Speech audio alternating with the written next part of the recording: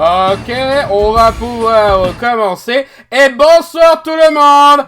Bonsoir dans ce live sponsorisé par Kleenex et Humex. Bonsoir. Bonsoir. Ah, qui d'autre est malade durant ce live là? Moi. Yeah. Moi. Ça ira plus vite que dire qui n'est pas malade. Et On par va ailleurs, juste moi, à je... 50-50. Hein. Et par ailleurs, moi, j'utilise des mouchoirs en tissu, voilà. Et je Ah. Voilà. Bourgeois.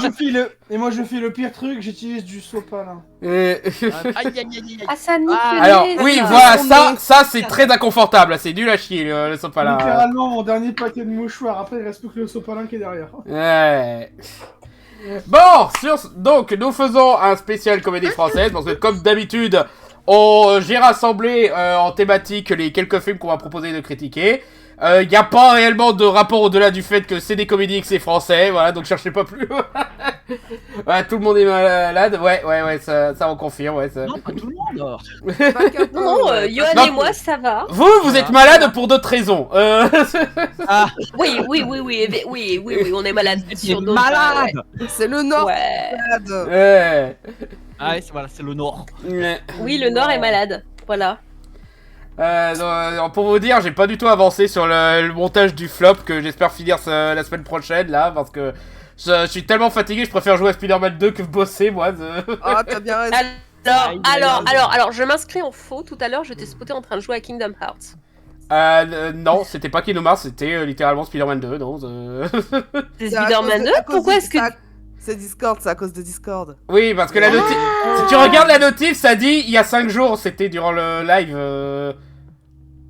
Ah, c'était il y a 5 jours. Ah, d'accord, ok. Je crois, je me Ah, trompe c'est peut-être de bizarre. chiffre, mais voilà quoi.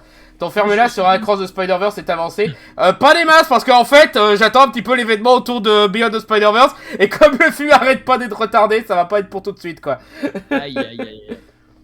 La logique est aussi malade que MJ, ouais, ça. Bon, du coup, le premier film dont on va parler est un film un petit peu spécial parce que l'un d'entre nous a fait le don pour qu'on parle de ce film. Quelqu'un que vous connaissez pas, un certain Evan Naja. Voilà. Non, Et mais- encore, pour y a vous pas le- expliquer un Voilà. peu le contexte, à la base j'avais fait le don pour parler de Disco, donc le film avec Franck Dubosc. Mhm. Sauf que j'ai fait cette donation en genre 2017, un truc comme ça. Ou Oui, pour après, vous dire que ça date, cette liste. ça date, et entre deux j'ai revu le film et maintenant je ne le supporte plus, donc Ouais, j'ai toujours pas vu le film et crois-moi, il y avait peu de chances Je que je pense- l'apprécie. Hein. et voilà, c'est ce que je me dis, voilà, on va Ouais. éviter de se faire du mal et je vais éviter de me taper la honte. Ouais. Donc au final, on parlait au moment du live sur Noël de Ouais. Santa et compagnie, Voilà. et donc je me suis dit, bah c'est l'occasion, tiens, on va le regarder, et puis voilà. Voilà, Puis, au final, je pense qu'on a tous passé un bien meilleur moment devant ce film que devant Mhm. Disco. Oui, sûrement, ouais. voilà. J'ai toujours pas vu Disco, donc je sais pas ce qu'il vaut, mais ouais, il y a de grandes chances que on passe un meilleur moment devant Santa Co que devant celui-là. Ouais, c'est- Alors il y a Germain Hauteforme qui demande pour le gaffeur, parce que je suppose que c'est lui qui l'a mis.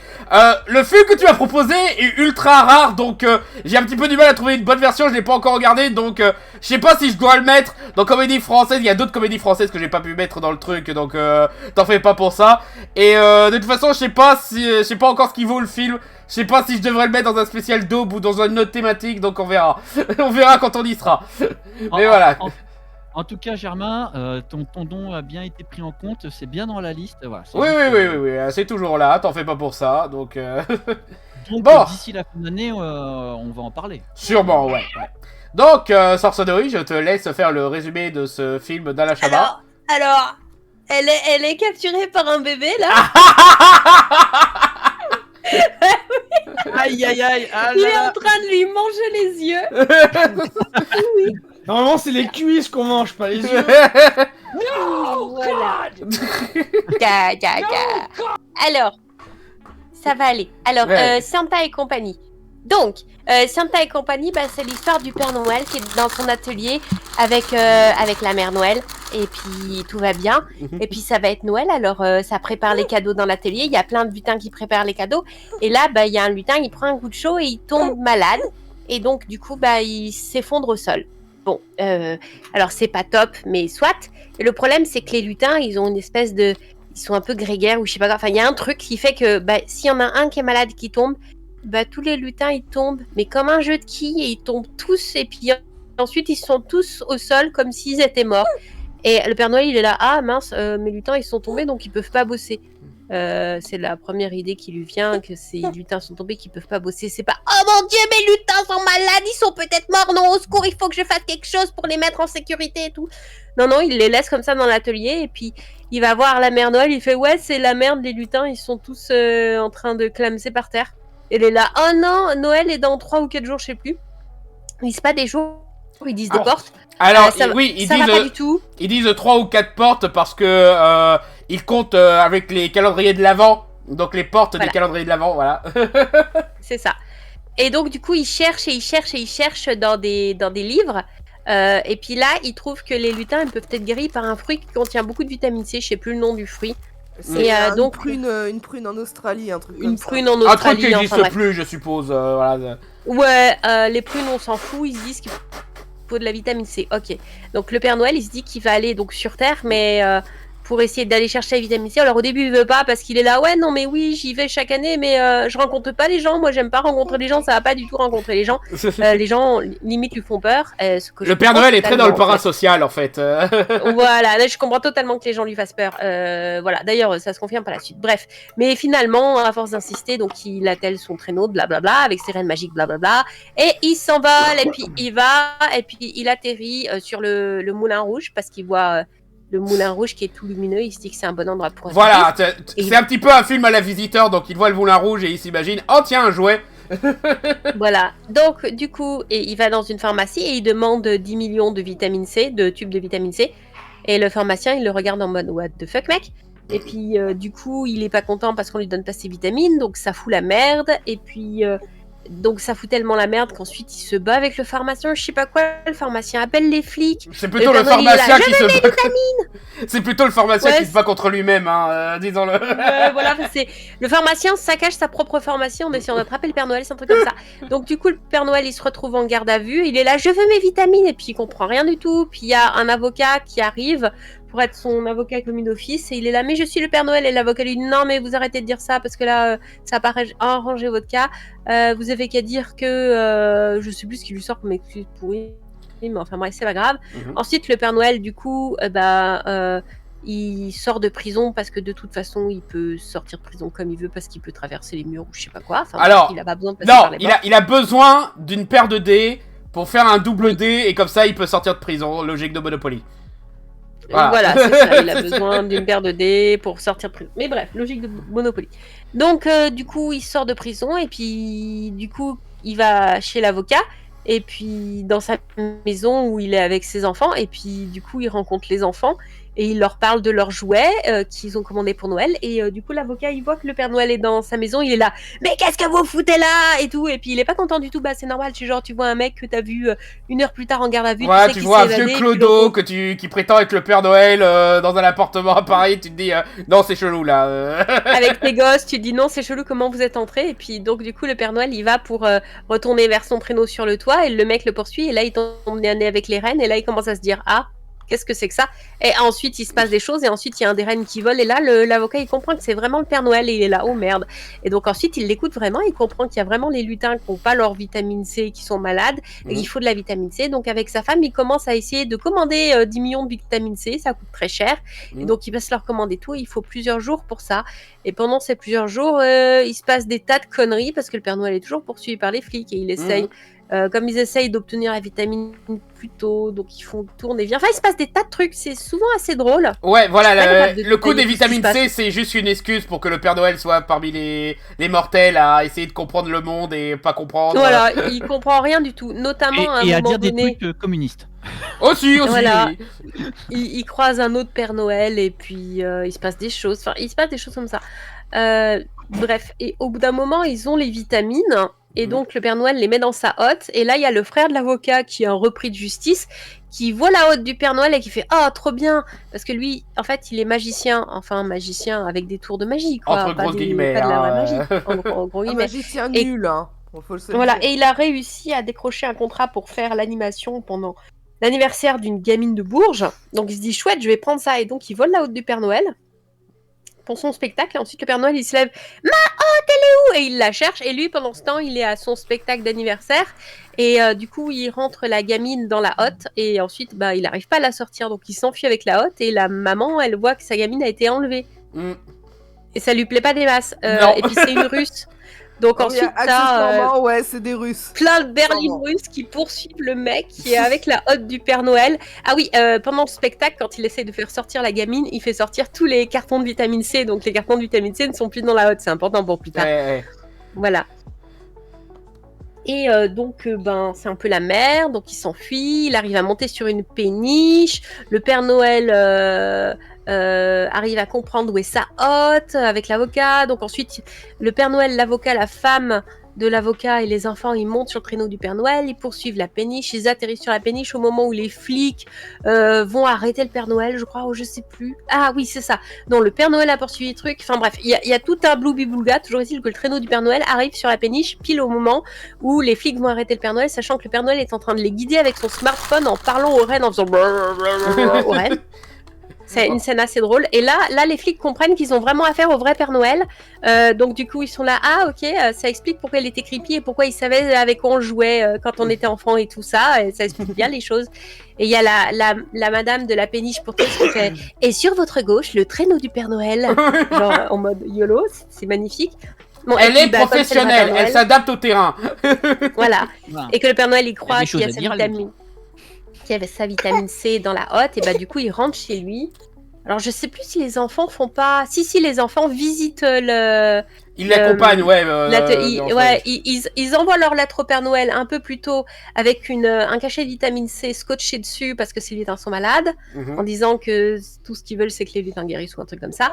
Et le Père Noël, il rentre chez lui avec toute la famille, là, et donc ils sont tous en train de découvrir l'atelier du Père Noël, ils sont contents, mais le problème, c'est que le Père Noël, il trouve plus sa vitamine C dans la hotte puisqu'elle a été jetée par l'autre. Qui est la bourge russe.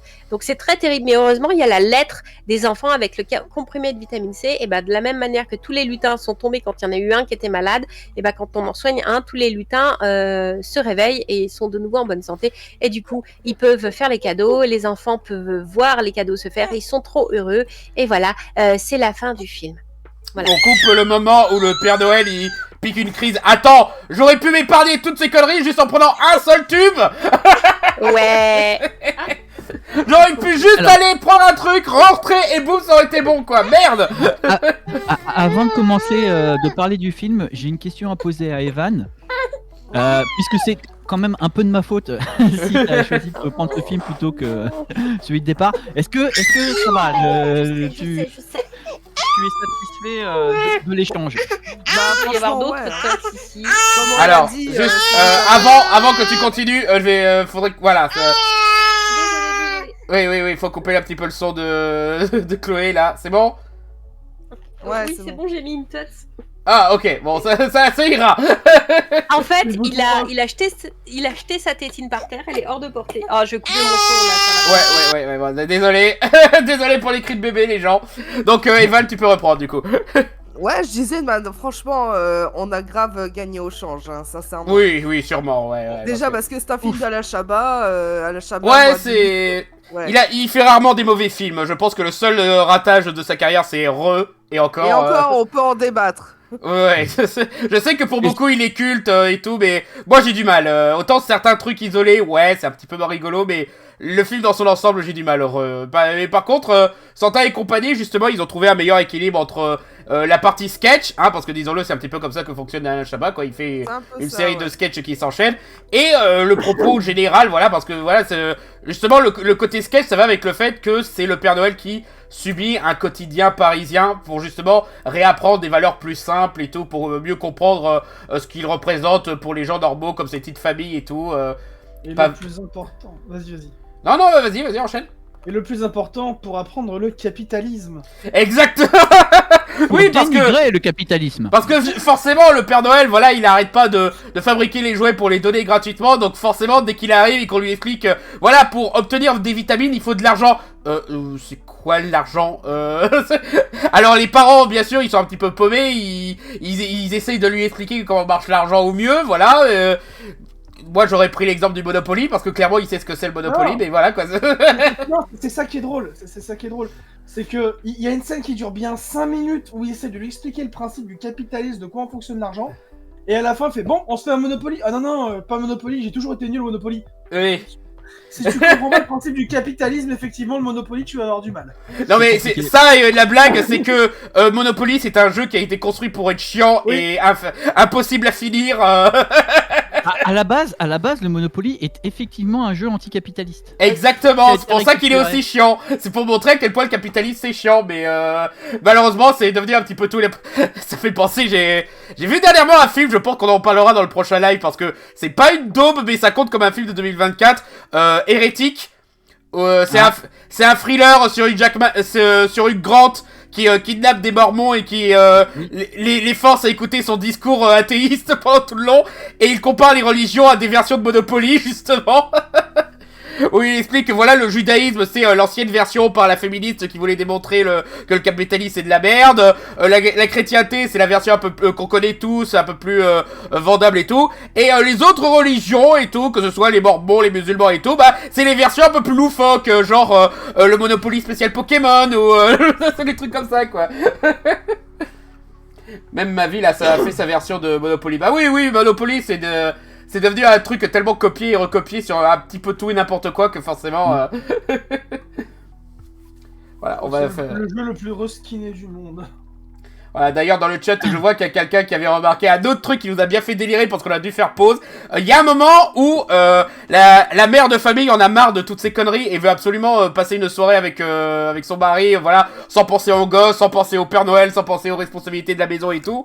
Et le premier truc qu'ils vont faire c'est ils vont au cinéma et là, tu vois encore une fois que c'est un film d'Alain Chabat parce qu'il se fait plaisir dans les affiches débiles de films. Bien sûr il a casé Red is Dead, mais les autres affiches sont encore plus drôles je trouve. Genre je sais plus qu'est-ce qu'il y avait exactement, genre il y avait une parodie de film de super-héros, machin truc partie 7 et demi, cette fois c'est presque la fin. Que des trucs comme ça là. Et une parodie de films français chiants. Ouais, Alors que les films français, c'est pas forcément chiant, non mais. ça dépend des films, mais voilà quoi. C'est des films qui durent 3 heures, quoi. Ouais, voilà, parodie de films de Cannes, il y a une nuance, tu vois. Oui, voilà. Il y a des films de Cannes qui sont pas chiants. Hein. Oh, il y en a qui sont très intéressants, hein. Bah, l'année d'avant, on a eu Anatomie d'une chute, c'est pas rien, quoi. Voilà, par exemple. Ouais. Mais voilà, ouais, pour revenir au côté sketch, voilà, il y a pas mal d'excellents moments qui peuvent être vus isolés du reste du film. Genre, un gars qui nous a fait délirer aussi, c'est que les rennes, quand ils sont malades, ils parlent comme Chewbacca. Oui. Ah, c'est bon, il a réussi à se calmer le bébé, là. Oui, il est calme, tout va bien. Ah, Peut-être oui, qu'il va repleurer dans 2 minutes, mais là, il est calme. J'ai parlé trop vite. Il n'est pas calmé. Et tout va bien. Ne bouge pas trop, parce que sinon, moi, j'ai du mal à suivre avec le cache-bébé, là. Alors t'as quelqu'un qui demande s'il y a pas un Monopoly version milléniale. Bah le Monopoly Minecraft existe. Ouais, bah, il y a sûrement des tas de trucs un peu plus loufoques. Voilà. Je suis sûr qu'il y a un Monopoly influenceur. Tu vois, c'est comme les Schtroumpfs. Ah bah, Il y a le Monopoly Gen Z, hein, Fortnite. Voilà, ouais. Voilà, je vais être la médisance là.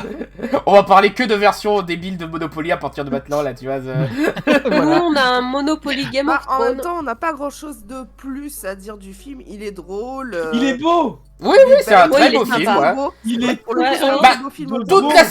Toute la séquence au pôle Nord, elle est super parce que non seulement visuellement elle est très jolie à regarder, elle a une très bonne ambiance justement, le film de Noël de ce style-là, et la créativité de comment les lutins fabriquent les jouets, quoi, c'est vraiment un pur plaisir pour les yeux là. C'est le genre de créativité qu'on aimerait bien voir plus souvent dans le cinéma français, mais apparemment il y a que Alain Chabat qui propose ça, quoi. Alors, l'idée, en gros, les gens, c'est un Ouais, c'est bon vrai que jouet en et termes d'effets réalisé. visuels, il est magnifique, il se permet vraiment de rêver. Mhm. Et mais après, moi, le souci que j'ai avec ce film, c'est que j'ai pas grand chose de plus à dire au final. Bah, Je sais pas, comme je l'ai dit, c'est un film à sketch, donc du coup, tu passes un bon moment à regarder le truc, mais c'est pas un scénario ultra compliqué, c'est volontairement simple. Voilà, justement, ça se veut Ouais. comme un film de Noël et tout. Le seul arc concret qu'a le Père Noël, il arrive qu'à la toute fin, quand il commence à perdre foi en l'humanité. T'as encore une fois une séquence très bien réalisée, où il a un aperçu de ce que serait le monde s'il y avait plus Noël et tout, voilà. Non, il y a vraiment quelques bonnes idées par-ci par-là, c'est juste que ce sont des idées qui sont plusieurs isolés de leur côté et qui forment pas vraiment un tout. Ce qui est pas forcément une mauvaise chose, encore une fois, ça va avec le côté quotidien de l'histoire et tout, mais voilà quoi, c'est... Voilà, un cinéma français, interdiction d'innover. Il y en a qui essayent, C'est même c'est pas juste... vrai. Il y en a qui essayent, mais c'est juste que ils sont pas encouragés par la publicité et le reste de l'industrie, voilà. Alors, le problème du cinéma français, c'est le problème de son financement qui est par la télévision. Ouais, Et le truc, c'est que à la télévision, ce qui fonctionne, ce sont les comédies. voilà. Résultat, il y a toute cette production de comédies qui sont en plus éclairées pour être regardables dans un salon éclairé avec du bordel. Donc, la photo est la vasse, le son est la vasse. Et la comédie est oubliable, mais c'est ce qui fonctionne à la télé. Et donc, en fait, c'est ça qui est très mis en avant. Et le problème, c'est que ça cache la très grande créativité et la très grande diversité du cinéma français. Bah c'est là que Alain Chabat était malin, parce que justement il a compris, ok, les gens ils veulent que de la comédie, bah je suis bon en comédie, je vais en faire, mais de l'autre côté, j'essaye quand même de faire des trucs genre, même à la poursuite du Marsupilami, je sais qu'il y en a beaucoup qui disent que il est pas ouf celui-là, mais même celui-là il essaye d'avoir une créature de synthèse, il essaye d'avoir de l'aventure, il essaye d'avoir un travail visuel et tout, il essaye d'avoir un univers, et bah Santa et compagnie c'est Et pareil quoi. Et honnêtement, le Marsupilami, je pense qu'on n'aurait pas pu faire mieux pour une adaptation live-action du Marsupilami. Voilà, là il y a un nouveau film qui arrive fait par Philippe Lachaud, je sens que ça va pas être ouf en comparaison. Ouais, voilà. Voilà, On verra quoi. bien. On verra bien, mais je parie pas une cahuète hein, sur On celui-là. va dire qu'au moins, Alain Chabat, il a l'avantage de humour non croire... plus. Ouais. Alain Chabat a l'avantage de croire à ce qu'il fait, on va dire. Oui, Croire voilà. en la beauté, en le merveilleux des univers qu'il adapte. Mhm. Donc le Marsupilami, pour le coup, il l'a vraiment pris au sérieux, malgré que Ouais. c'était une franchise très, très comique à la base. Mhm. Il a quand même fait, il a fait en sorte de rendre la jungle et le Marsupilami hyper majestueux, hyper mignon. Mhm. Il a vraiment pris au sérieux sa comédie, et c'est vraiment l'avantage d'Alain Chabat, c'est qu'il prend ça au sérieux. Mhm. On le voyait déjà à l'époque de la Cité de la Peur avec les nuls et donc Alain Berberian, son réalisateur, ils prennent ça vraiment au sérieux. L'humour, c'est du sérieux de toute manière. Ah oui, oui, ça totalement. Hein. Ceux qui disent que faut pas trop bosser la comédie, ils sont nuls en comédie. D'ailleurs, l'autre avantage aussi avec Chabat, c'est que il a un super carnet d'adresses. Du coup, il a beaucoup de contacts parmi les comédiens et les autres acteurs. Et du coup, il arrive à trouver des gens talentueux pour ces trucs. Notamment, la petite révélation pour moi dans ce film, c'est Audrey Tautou qui était ultra mignonne en maman Noël. Grave. Elle On était l'a ultra pas- adorable. Elle était excellente. adorable. Oui, Voilà. Mais en moi qui fait, adore Audrey l'actrice, j'étais Tautou, refaite. Ah mais totalement Elle s'est quoi. retirée du cinéma, mais on la voit pas assez, mais elle s'est On la- retirée du cinéma. Ouais, elle fait surtout Ouais, elle fait du tout théâtre le de ce que temps, j'ai ouais. vu. Ouais, voilà. Voilà. Cela dit, je suis pas tout à fait d'accord avec toi. C'est pas que tout le monde veut, enfin, les gens ne veulent que de la comédie. C'est ce qui marche le plus à la télévision. C'est et ce le que comprend la système de télévision, financement. tout à fait, oui, mais Voilà. ce que je veux dire, c'est que justement, Chabat, il a compris comment faire plaisir aux producteurs et comment faire des trucs bien, Oui. quoi, tu vois, c'est ça que je voulais Voilà. dire surtout. Et dans le chat, il y a des gens qui ont dit ouais, la France a inventé la science-fiction. Ou alors c'est discutable, mais en tout cas. il y C'était a- un pilier de la science-fiction et c'est vrai qu'on Voilà. manque un petit peu de films de SF. On essaye d'en Alors, pas faire, tant que ça. on essaye d'en faire, Justement. mais voilà, quoi, c'est la télévision tant que ça. française, elle met pas en avant. Voilà, encore une fois, c'est le problème de la façon dont le système est organisé, qui a des avantages et des défauts, mais donc son défaut, c'est que ça ne met pas en avant, alors qu'en fait, il y a pas mal de créativité en science-fiction française, hein, il faut pas le croire. Et- Oui, bah là, l'année dernière, Surtout au malheureusement. cinéma, d'ailleurs. Malheureusement, j'ai loupé, mais l'année dernière, il y avait, je crois que Pendant ce temps sur Terre, je crois que c'est ça le titre, par celui qui avait fait J'ai perdu mon corps. Ah voilà, il avait un Oui. concept de SF intéressant. Qu'est-ce qu'il y Ouais, avait ouais. d'autre Bah bien sûr, il y a Mars Express, ça on n'arrête pas d'en parler, ça, dans tous nos lives là. Non, mais Non, à c'est l'échelle pas de bon Mars pour Mars Express, Express. il y a d'autres dessins animés en France que Mars Express, il y a d'autres films de science-fiction que Mars Express. Mars Express. Flo, techniquement, voilà, c'est un Mars petit peu français et on C'est peut le bon, voir tu comme un l'auras film de dit SF. assez, là, je crois. Hein. Alors, excusez-moi, mais il y a Creeperman qui a publié un commentaire qui est pas Ouais. mal du tout. Vu comment vous avez parlé du film, je le vois un peu comme une sorte de miroir avec Klaus, dont on a parlé au moment de Noël. Klaus, c'est un personnage très terre-à-terre qui se retrouve à construire quelque chose de fantastique. Santa et compagnie, c'est un personnage fantastique qui se retrouve dans le vrai monde. Et Tout bon, à fait, C'est vrai, c'est c'est une un très bon bonne comparaison. parallèle. C'est une très bonne comparaison et les deux amènent quand même à la même conclusion, c'est que l'importance de la créativité dans ce monde terre à terre, voilà justement qu'on a besoin de magie et tout. Et pour revenir un petit peu à ce que je disais sur le carnet d'adresses de Alain Chabat. Voilà, le reste du casting, bah, on a Pio Marmaille qui joue le père de famille qui doit se taper toutes ces conneries, qui fait le café, hein, il est très bon pour être le mec un petit peu normal qui a du mal à y croire mais qui accepte d'y croire quand même parce que ouais quand même un renne qui vole c'est pas rien quoi. Voilà. Et pour info, Nathan, ce comédien-là, tu le connais déjà parce qu'il fait partie des Trois Mousquetaires voilà, dans oui. les films français. C'est un acteur qui est de plus en plus populaire. Oui. Porthos. Il me semble que c'est Porthos. Rappelle-moi le nom. Porthos. C'est Oui, Porthos. voilà, c'est un acteur qu'on voit régulièrement, ouais. Alors l'autre actrice aussi qui m'avait beaucoup plu, je m'excuse si je prononce mal le nom, Golshifteh Farahmi, voilà, qui est la mère de famille.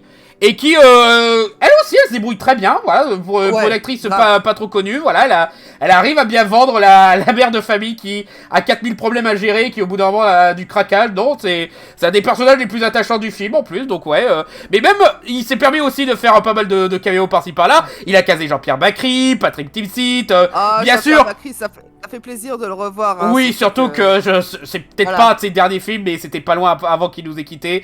Donc voilà quoi, ça faisait plaisir de le voir. Surtout qu'on reconnaît qu'à la voix. Son est incroyable. Oui, voilà. Voilà, Kian Kyon-Janji aussi. Ah oui. Gentil, ouais. Un petit tout à fait, ouais. Heureusement que vous m'avez dit que Pio Marmaille c'est l'acteur qui fait Porthos parce que quand je vois sa photo, j'aurais pas reconnu. Ouais, beaucoup de maquillage par-ci par-là. On en reparlera de ma capacité à pas reconnaître les visages avec ce film. Aussi, on s'est bien amusé avec le palmacho dans ce film-là. Oui, on d'ailleurs, va en parler tout à l'heure du palmacho. On en parlera plus tard du palmacho quand ils auront leur propre film, et voilà quoi. Il m'a coupé les lèvres sous le pied, mais oui, du coup, pour le palmacho dans 2 films de ce soir. Ouais. Sinon, qu'est-ce qu'on pourrait rajouter d'autre? Ah oui, apparemment, on se fait harceler par Sia dans ses lives. C'est la remarque qu'on s'est fait quand on a entendu la chanson générique de fin. Encore un film avec Sia, bordel de merde. Alors, elle est pas dans la classe américaine, mais c'est bien parce qu'elle était pas née, quoi, en gros. Elle Hein. est pas dans Max et Léon non plus. Ça va, mais... Non, mais voilà quoi, il y a toujours un moment où on tombe sur du Sia. Je veux dire, là je suis en train de voir l'affiche, il y a marqué avec une chanson originale de Sia ou je ne sais quoi, là, pour vous dire à quel point ils assistent. Voilà, donc... c'est une constante dans l'émission maintenant, Sia, voilà. Alors, Arkham, donc, qui était là, maintenant vous m'avez convaincu de voir les films de Chabat, bon, ça on en est heureux, et qui derrière fait sans doute à cause de Sia, rassure-toi, dans Santa et compagnie, elle est là juste à la fin. Oui, voilà, c'est juste le générique de fin, c'est tout. C'est juste le générique de fin, et c'est juste une chanson, on la voit même. Voilà, donc, qu'est-ce qu'on pourrait dire d'autre? Allez, chacun on va dire son gag préféré. Moi, mon gag préféré, c'est le panneau chute de reine. Voilà, parce que t'as un moment où les reines, ils ont failli se cracher, et t'as ce cadre avec le panneau, attention aux reines, et beaucoup ont déjà fait la blague, attention chute de reine. Voilà, littéralement, attention chute de reine. Voilà. Bah, ça me rappelle beaucoup le Mazout ne pas se jeter dedans de la Cité de la Peur. Oui, voilà. Il y a toujours des gags visuels comme ça chez Chabat, c'est sympa. Ouais. Donc du coup, Johan, gag préféré? Non mais t'es chiant, moi j'aime pas dire truc préféré. Non, ce que j'aime bien c'est que il a... En fait, j'avais vu le film en avant-première avec Alain Chabat, et donc il nous avait expliqué que voilà, c'était très volontaire, très travaillé. Et il a volontairement fait en sorte que il y ait des jurons, mais que tous les jurons soient transformés pour que ça passe avec les enfants. Donc il dit lutin de merle. C'est incroyable, ça aussi. C'est un des meilleurs running gags, ouais. C'est un petit peu The Good Place, mais c'est sympa. Voilà. Alors, moi je crois que ce que j'ai préféré dans le film, c'est le coup de la communication avec les reines. Et donc il y a 2 moments que j'ai kiffé. C'est le moment où les gamins essayent d'apprendre à parler reine et ils essaient d'apprendre à dire bonjour. Et donc ils font le truc et le Père Noël, ah non, là tu viens de dire, est-ce que tu veux un yaourt aux fraises? Et puis le reine il fait ah bah du coup il veut yaourt aux fraises. Ce moment j'ai trouvé bien. Bah voilà, c'est malin, maintenant il en veut. Où il guide le traîneau là avec le téléphone, avec en visio, où il parle avec le reine pour les guider, ça aussi, enfin tout ce qu'il y a autour de la communication avec les reines où le Père Noël communique, enfin, ça j'ai beaucoup aimé. Voilà. Alors, Nathan, réfléchis bien. Alors, moi, du coup, j'en ai déjà parlé tout à l'heure, mais c'est le moment où il passe 5 minutes à expliquer ce que c'est le capitalisme pour finir sur le « Ah non, je veux pas jouer au Monopoly, je comprends rien au jeu. » Ah oui, évidemment, évidemment. Forcément, ouais. Et Evan? Bah là, moi, on m'a coupé l'herbe sur le pied. Oh, tu peux dire Et un du autre coup, gag que t'aimes bien, au pire, hein. Bah, c'est ça, faut que je pense à un autre gag que j'aime bien. Ah oui, le gag du Monopoly quand il est en prison, c'est oui, je sais, je suis en prison, je dois faire un double, il faut que je sorte. Et au final, il réussit à sortir de prison en faisant un double avec des dés. Oui, alors, petite remarque, il fait ça en demandant à une femme trans qui partage la cellule avec lui. Et il la déname pour faire comprendre que oui, je sais qui tu es.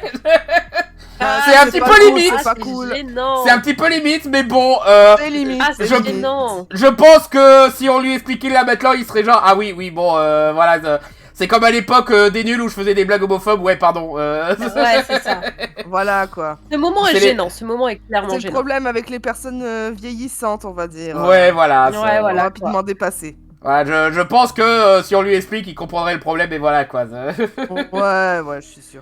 Voilà, bah d'ailleurs, hâte pour son prochain film d'Astérix. Alors, c'est pas un film, c'est une mini-série. Voilà, Astérix, c'est le combat de chef qui arrive sur Netflix bientôt. Et c'est vrai que j'ai hâte de voir ce que ça donne, hein, ça, moi aussi. Hein. Mais c'est quand même, frère demande un appartement et reçoit une maison Barbie. Quoi?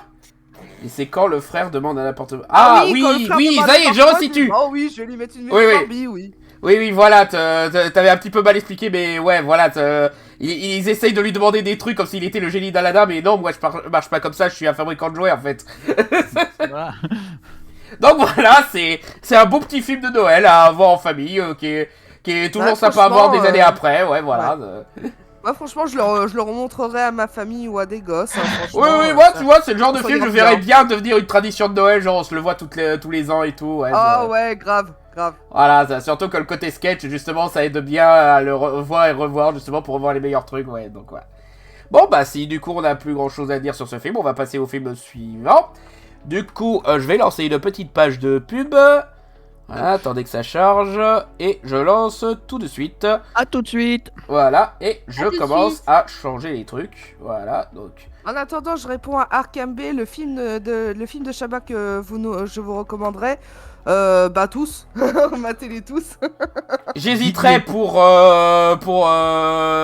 mais ouais, Didier, Astérix Mission Cléopâtre, mais même oui, la poursuite Didier, de... Didier, il faudrait trop qu'on le revoie, il faut que je le montre à C'est Nathan. rare que je puisse dire. Moi, que je j'ai l'ai un film revu il y a préféré. quelques années et c'est toujours sympa. Ah, c'est rare que je puisse dire que j'ai un film préféré, mais alors concernant Alain Chabat, là pour le coup. Ouais. Bah d'ailleurs, j'en profite parce que en fait, j'ai un extrait de Didier dans ma soundboard et c'est celui-là. Gros con de nazi, c'est un pléonasme. Voilà. C'est pas gentil de me faire rire, j'ai mal à la gorge. Ah bah et moi aussi, qu'est-ce que tu crois On est trois à être grippés. on est trois. La machine elle est grippée là.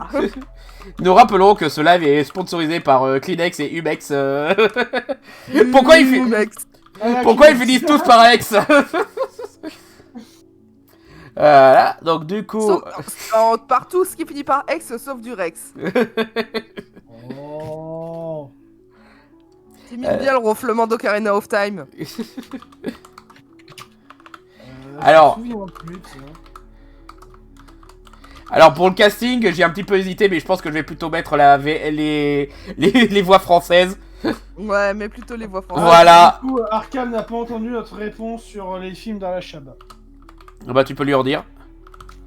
Ils sont Ah tous bah nuls. je disais on recommande tous et sinon on recommande Didier en priorité. Mm. Voilà. Voyez Didier, c'est bon, mangez-en. Alors, ne mangez pas Didier, hein, Ne mangez il a pas rien des fait. chiens, Hein. hein. Ne mangez pas des chiens, par pitié.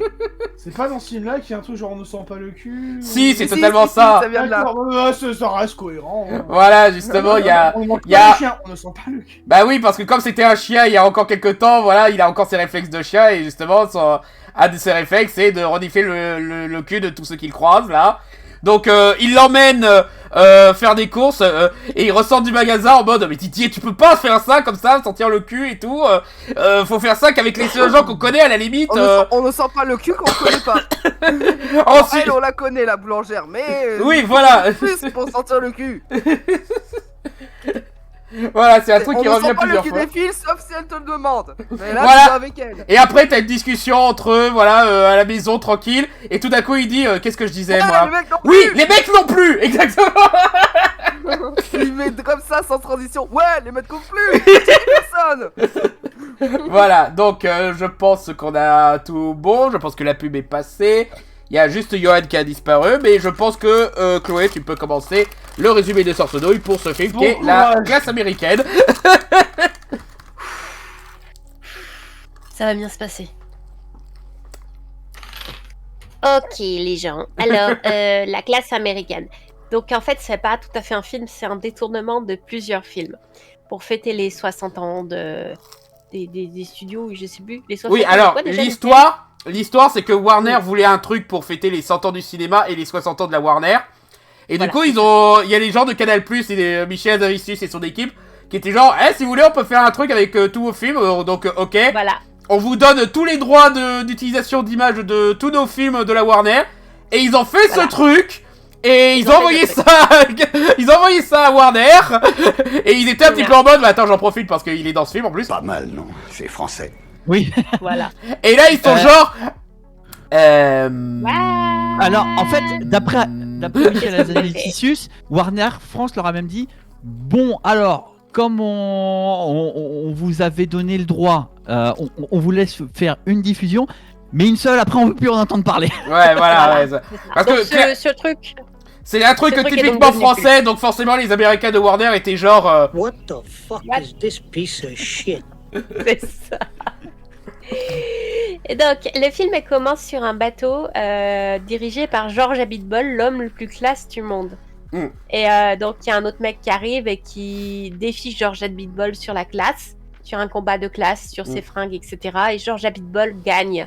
Ensuite, il est avec une meuf et il se dragouille. Et puis ensuite, il y a une tempête et ensuite, il se passe des choses et des machins. Et George Abitbol, je sais pas, il prend un mauvais coup sur la tête. Je sais pas, on comprend pas très bien ce qui lui arrive, mais en tout cas, il meurt dans les bras de la meuf. Et ses derniers mots sont « monde de merde ». Mm. Bon.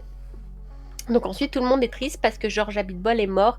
Et donc, c'est l'homme le plus classe du monde qui est mort. Et le truc, c'est que personne comprend pourquoi l'homme le plus classe du monde, ses derniers mots sont « monde de merde ». Bon. Du coup, il y a 2 journalistes qui vont enquêter sur George Abitbol et faire une espèce d'enquête sur quelle a été sa vie. Voilà. Qu'ils Et comment interrogent s'appellent les plein de journalistes? Aucune idée. Peter et Steven. Ouais, Ah oui, Peter Peter et et Steven, Steven. prononcez comme ça. Peter et Steven prononcés La comme ça. C'était prononciation est magnifique. importante. Oui. Et donc, tourne les vire, il rencontre des gens et il se fait raconter l'histoire de George Abitbol qui avant il était cow-boy et il lui arrivait des trucs en tant que cow-boy. Genre, il recevait une lettre où il y a. Non, les témoins reçoivent une lettre et puis ils vont voir dans un autre village, dans une bonne auberge. Il y a aussi une histoire d'Indien qui mange Non, des chips. non, c'est une Une bonne gentille auberge. C'est faux. La prononciation est importante. Auberge, la bonne auberge. Et ils y vont. Et puis, une fois qu'ils y sont, ils boivent des verres en disant yep, Yep. Yep. Yep. Yep. yep, yep. Voilà, il y a des tas de gags comme ça, comme c'est détourné. Voilà, ils se démerdent Ils ont avec les passé- extraits qu'ils ont et tout. Quelquefois, Voilà. ils, Yop, ils yop, décollent yop. un petit peu sur la lip sync ou quoi, là. Voilà. Alors, donc, j'en profite. ça, Oui. J'en profite pour réagir à ce que dit Quasimodo, parodie de Citizen Kane. Bon, alors, en tout cas, c'est effectivement directement dit dans le film, mais plus Oui, qu'une parodie- voilà, c'est de là que vient cet extrait. Je me permets d'interrompre ce Voilà. film parce qu'on se fout un peu de Voilà. ma gueule. C'est du vol et du plagiat. Voilà, c'est littéralement Mais- Orson Welles qui débarque au plein milieu du film pour dire excusez-moi, mais vous plagiez Citizen Kane, là, c'est pas bien. mais plus qu'une parodie, en fait, ils reprennent la structure parce Mm. que c'est quand même beaucoup plus simple pour un film qui, qui prend des morceaux épars de différents films. Oui, de prendre voilà. une structure comme ça. C'est beaucoup plus pratique justement pour expliquer pourquoi ils changent de costume, pourquoi ils sont dans un Voilà. autre lieu, pourquoi ils se déguisent. Ouais. Voilà. Et- On y reviendra, c'est la pratique du doublage à la con, hein, et on y Voilà. reviendra après la fin du résumé. Oui, comme.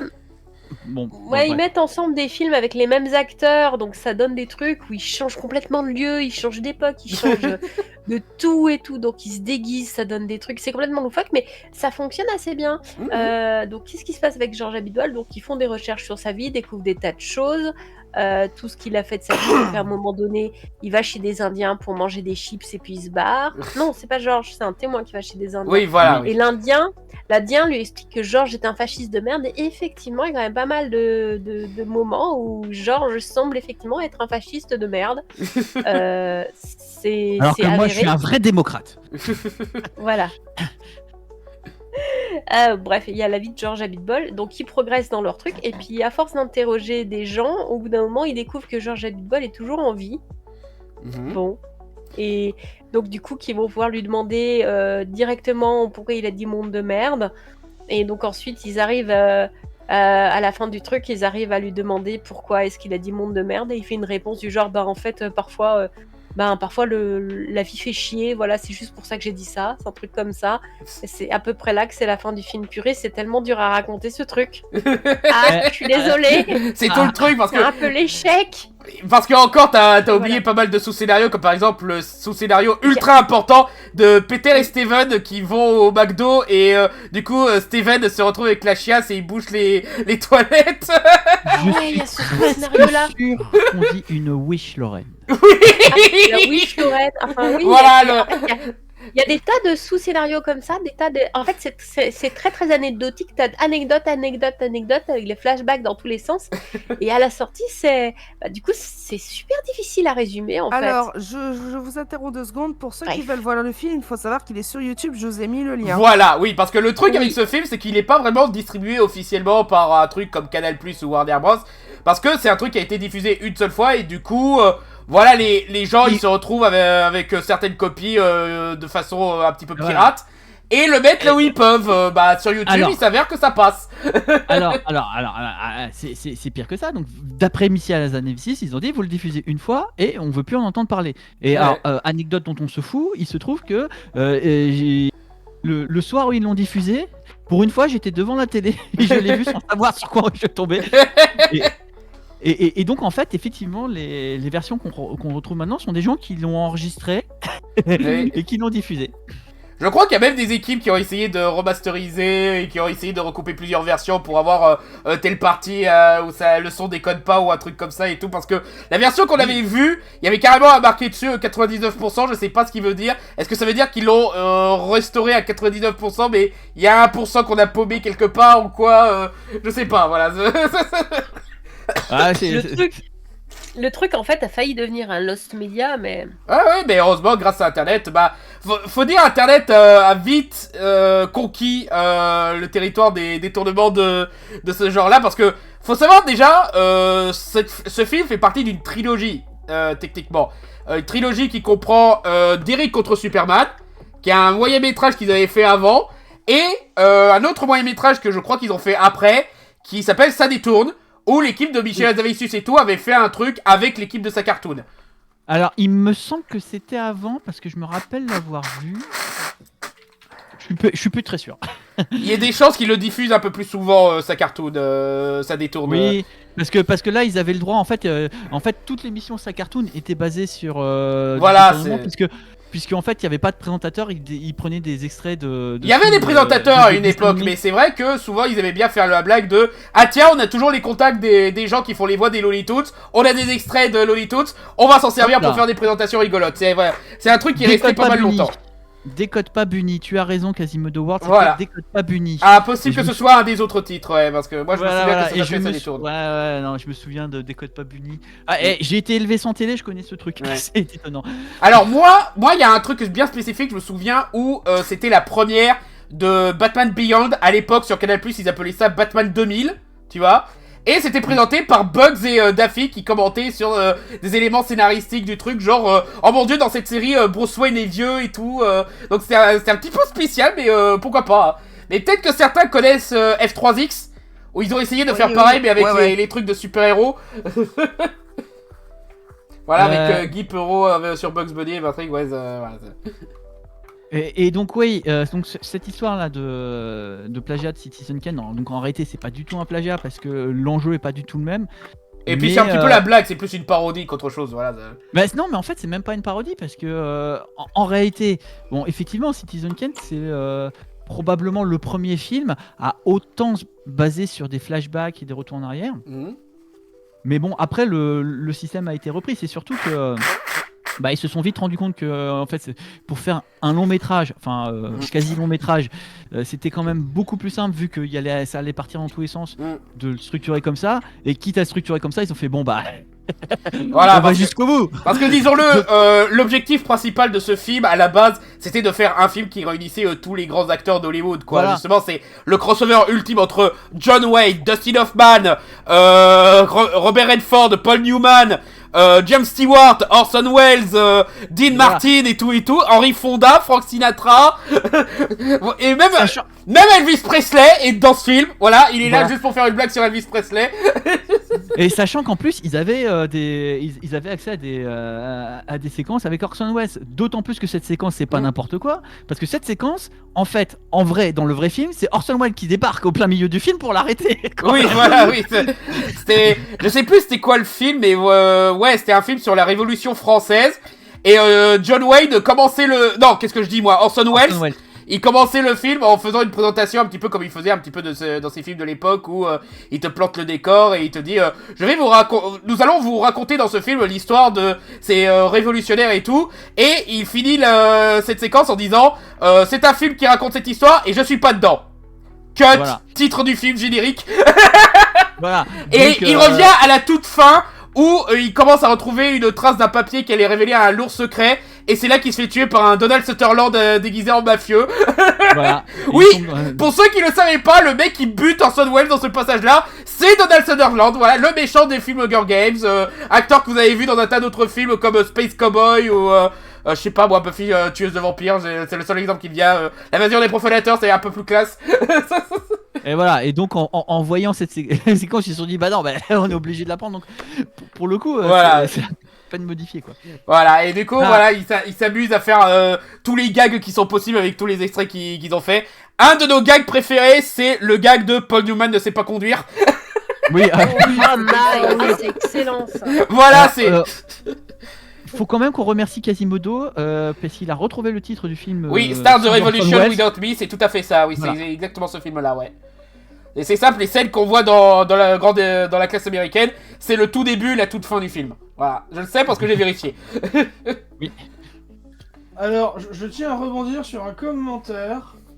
Et je vais être d'accord avec ce commentaire. Bizarre que tu aies mis Alain Chabat sur l'affiche alors qu'il fait un petit rôle comparé à Marc Casso qui est plus présent. Oui, c'est vrai. Alors, c'est un petit peu aussi le festival pour les doubleurs parce que pour conserver la blague, ils doivent bien sûr avoir des comédiens de doublage professionnels qu'on entend dans un tas d'autres films, genre Raymond Lovier qui fait la voix de John Wayne depuis toujours en fait. Même avant ce film-là, il faisait déjà des films de John Wayne. On a Jean-Claude Montalban qui est la voix régulière de Seinfeld et j'ai oublié le nom du mec de La Fête à la Maison, mais voilà, qui double tout un tas de personnages, hein, Dustin Hoffman, Stuart Windman et tout. Et Patrick Guillemin, que vous connaissez surtout pour être la moitié des Simpsons dans les Simpsons. Genre c'est la voix de Smithers, c'est la voix de... je sais plus qui d'autre, mais voilà quoi, c'est... Ouais, les Simpsons, il y a très peu de doubleurs, ils font tous plein de personnages. Que ce soit en VO ou en VF, hein. oui, tout à fait, oui. Je crois qu'il fait aussi Apu d'ailleurs. Et bien sûr, Marc Casso, qui est que vous connaissez surtout pour être la voix de Dumbledore, entre autres.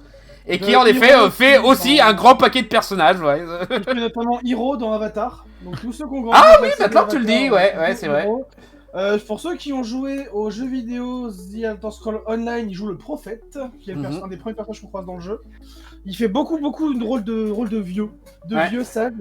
Il avait fait The Strain aussi, c'est un de ses derniers rôles d'ailleurs, The Strain. Ah ouais. En fait, je suppose qu'il joue le personnage joué par Ruzard, c'est ça là Ouais, il joue le vieux. Ouais, parce que j'ai vu surtout la série en VO, donc j'avoue j'ai un petit peu oublié qui avait en VF. Fait, il fait la voix du vieux, donc je crois qu'il s'appelle Abraham, dans les deux premières saisons, et il est mort entre la saison 2 et la saison 3, du coup. Ouais, ce qui malheureusement arrive quelquefois quand t'as des vieux acteurs qui font ce genre de doublage. Donc, son âme, et moi, Marc Casso, c'est un comédien dont j'adore la voix. Ah oui, il a une super voix, ça, sans problème. C'est juste pour sa voix, je me fais plein de ses films. Ah bah c'est sûr que ce genre de film là où tu l'entends dire des tas de conneries genre j'ai plus de 100 barres de fringues sur moi, voilà, forcément c'est un petit peu rigolo quoi. Et évidemment, à sortir à parler d'un film aussi culte, là c'est le festival des, des citations du film. Ah oui, ça... Là, je pense qu'on va Ah faire ouais. le top 5 de nos citations préférées, là. Non mais là déjà dans le chat, c'est parti. Alors, soit dit en passant, si vous cherchez sur YouTube, je vous conseille de chercher l'analyse de la rhétorique de la classe américaine par Clément Viktorovitch devant un Michel Hazanavicius qui n'en revient pas. Ouais, écoute, mec, je t'aime bien, mais je voulais juste faire une blague où des dinosaures sont des partouzeurs de droite, c'est tout. Ouais, non mais alors, cela dit, c'est d'un point de vue vulgarisation de la rhétorique, c'est pas mal, mais en plus il y a une vraie pertinence parce que certes, après donc c'était dans Click et donc après il y a Mouloud qui pose la question à Michel Hazanavicius. Assez goguenard. Alors, est-ce que vous aviez tout ça en tête? Et Hazanavicius qui fait tout de suite. Oh bah évidemment. Même si bon, effectivement, il l'avait pas autant formalisé. En réalité, effectivement, hein, l'analyse rhétorique et au-delà de ça est assez pertinente sur le sens du film. Et sur le fait que c'est une blague, en réalité, Clément Viktorovitch explique très très bien les blagues. J'imagine, ouais. Mais donc du coup voilà, n'hésitez pas, ça dure 5 peut-être 10 minutes, moi c'est pas très long et c'est intéressant et c'est très rigolo de voir Michel Hazanavicius en face qui n'en revient pas d'avoir une analyse aussi élaborée d'une blague. Parce que voilà, on n'est pas trop sûr du système qu'ils ont procédé dans l'écriture de ce film. Genre, est-ce qu'il y a des moments où ils se sont juste regardés des extraits au pif et ont fait de l'improvisation sur ces extraits ou quoi Ou je pense qu'en grande partie, oui. Hein. Voilà, parce que ça, c'est un exercice qui se fait souvent. Il y a une chaîne que vous connaissez peut-être, voilà, qui... je sais plus le nom de la chaîne, mais elle est connue pour avoir fait ce qu'on appelle les real-time fan-dub Ah oui, en live, Snapcube. voilà. Snapcube. Voilà, Slapcube, voilà, qui aime bien faire ça, justement. C'est des gens qui découvrent des cinématiques d'un jeu, surtout des jeux Sonic, bien sûr, où les mecs, ils arrêtent pas d'improviser des dialogues et des trucs comme ça, et quelquefois, ça leur arrive de se retrouver avec des blagues accidentelles magnifiques. Genre, par exemple, un truc qui est complètement arrivé par accident, c'est une scène où t'as, dans Sonic 2006, où t'as une discussion entre Amy Rose et la princesse qui va finir par se taper Sonic à la fin du jeu. Oui, ça arrive pour de vrai. Et du coup, ils ont une discussion. Donc, laisse-moi comprendre. Tu sors avec Sonic, c'est ça? Le hérisson? Oui, c'est ça. Et là, du coup, t'as cette scène, juste après ce dialogue qu'ils viennent d'improviser, où t'as Amy qui la regarde comme ça. Qui la regarde des jambes à la tête, comme ça, avec un plan caméra, de plan subjectif. T'as les autres derrière qui peuvent pas se retenir de rigoler, les applications et tout. Et Amy qui finit par dire « Ouais, je peux te tuer !» Voilà, des tas de trucs comme ça. Il y a une autre blague de Snapcube qui moi fait énormément rire, c'est dans Sonic Adventure 2 où t'as c'est leur meilleur, disons-le. Ouais, et il y a le comédien qui fait Eggman qui dit attention, l'île va exploser dans 5 minutes, et après les autres comédiens qui fait tu réalises que c'est vraiment ce qui va arriver. Oh mon dieu, je savais pas.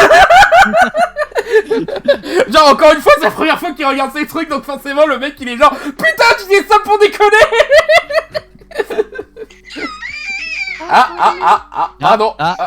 Le bébé vient d'exploser.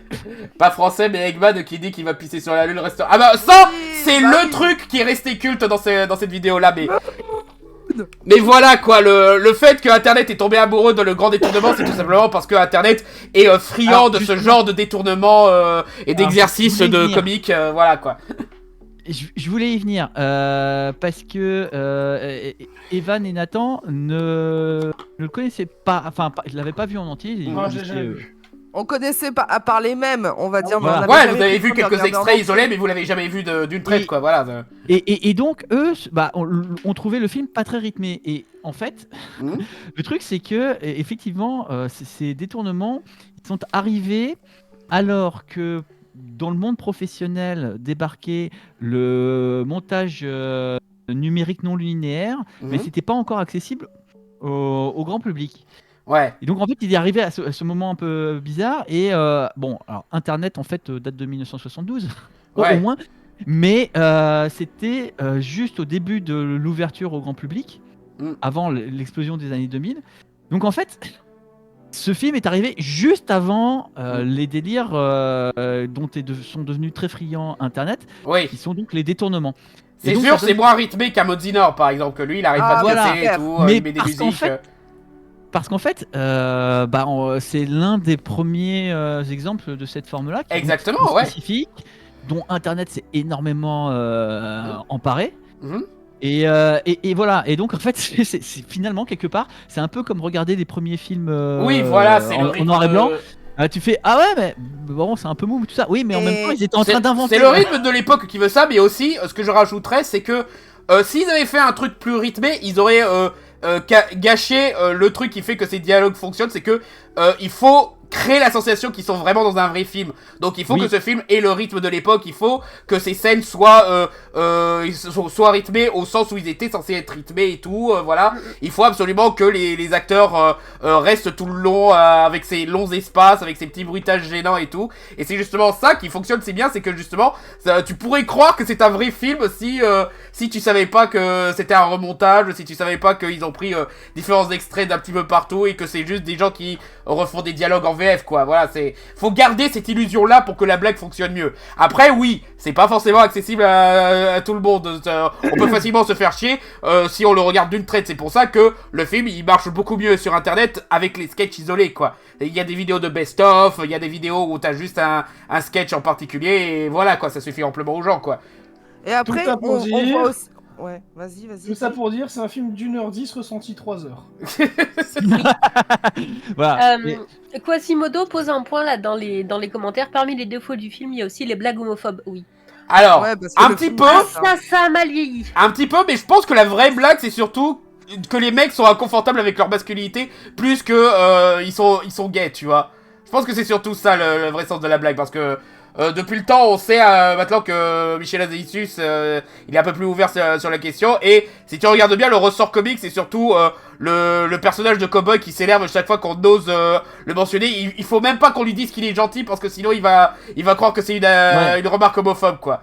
Mais après, je peux comprendre que ils insistent un petit peu trop sur ce point-là dans ces passages-là. Oh, voilà. Et puis- c'est un Quasiment- peu- c'est un Et peu puis il faut trop. comprendre que à cette époque, c'était un petit peu à la mode de se moquer des cow-boys et qui soi-disant étaient des figures de super masculinité, et que finalement certains voyaient surtout des mecs un petit peu gays qui se déguisaient, quoi. Voilà. Mais je pense que. Alors qu'il attendez, y a je ça suis aussi. désolée d'avoir écorché ton pseudo. En fait, je suis myope et je suis trop loin de mon écran comme je tiens mon bébé. J'arrive à peine à lire. Et Eva. Quasimodo World. Eva nous et- dira tout à Quasimodo l'heure. World. Et Quasimodo World fait aussi remarquer, c'est vrai que Mosinor s'est lancé dans les parodies après avoir vu La Classe américaine, qui effectivement se voit assez bien quand on regarde. Bah ça a inspiré Une énormément parodie de comiques français, hein, le film, hein, sans Voilà. problème. Hein. Là, tout à l'heure, je parlais de Snapcube, parce que Snapcube, ils ont un petit peu leur propre culture, voilà. Eux, le délire autour du doublage, ça vient surtout des animés sous 4Kids, qui changeaient complètement les dialogues au point que ça avait plus rien à voir avec l'histoire, donc du coup, ils se sont dit, bon allez, on va reprendre ça, mais on va le pousser à l'extrême, en faisant Au bout, quoi. en faisant Yu-Gi-Oh! À Bridge, Pokémon à Bridge. Là, dernièrement, j'ai découvert qu'il y a un Sonic X à Bridge, c'est très sympa. Heureusement qu'on ne fait plus ce genre de truc, ça banne. Oui, bon, ça existe toujours plus ou moins, mais ça se fait, c'est de plus en plus mal vu maintenant que les animés sont maintenant considérés comme de vrais trucs et tout. Oui, alors c'est pour ça qu'il y a une série comme ça, Sabanisé, qui a été sur Netflix pendant des années, qui vient d'être retirée de Netflix. J'ai bien rigolé en regardant les Américains en train de pleurer. Parce que eux ne connaissent que la version américaine qui est à chier. Ouais. Ah. Ah, tellement d'abridge. Bah oui, tout le monde a un petit peu fait sa propre version, c'est le charme d'internet, quoi. Tout le monde a pu faire cet exercice très simple de je rajoute mes propres dialogues parmi les trucs. Et ça aussi, pour revenir un petit peu au fait qu'ils étaient un petit peu bloqués avec le format pour conserver la blague, c'est faut un petit peu trouver des dialogues qui respectent la lip sync. Il y a ça aussi qui est fort, c'est que à aucun moment il ne dérape ou quoi que ce soit, et ça amène à quelques moments où il prononce des trucs bizarrement, justement, c'est ça la blague de une bonne auberge, parce que justement à un moment il ouvre la bouche bien grand, et du coup on est un petit peu obligé de le dire un petit peu avec ce même mouvement de bouche là, voilà. Ou alors il dit il va faire un mouvement juste avant qu'il le fasse, quoi. Ouais, voilà, Et là, ouais. maintenant je vais pointer par là. Je sais faire des imitations, regarde, dring, dring, regarde, je le fais encore, dring, dring. Oui, et donc, soit dit en passant, c'est facile. En fait, pas tant que ça. C'est pas facile du tout, non.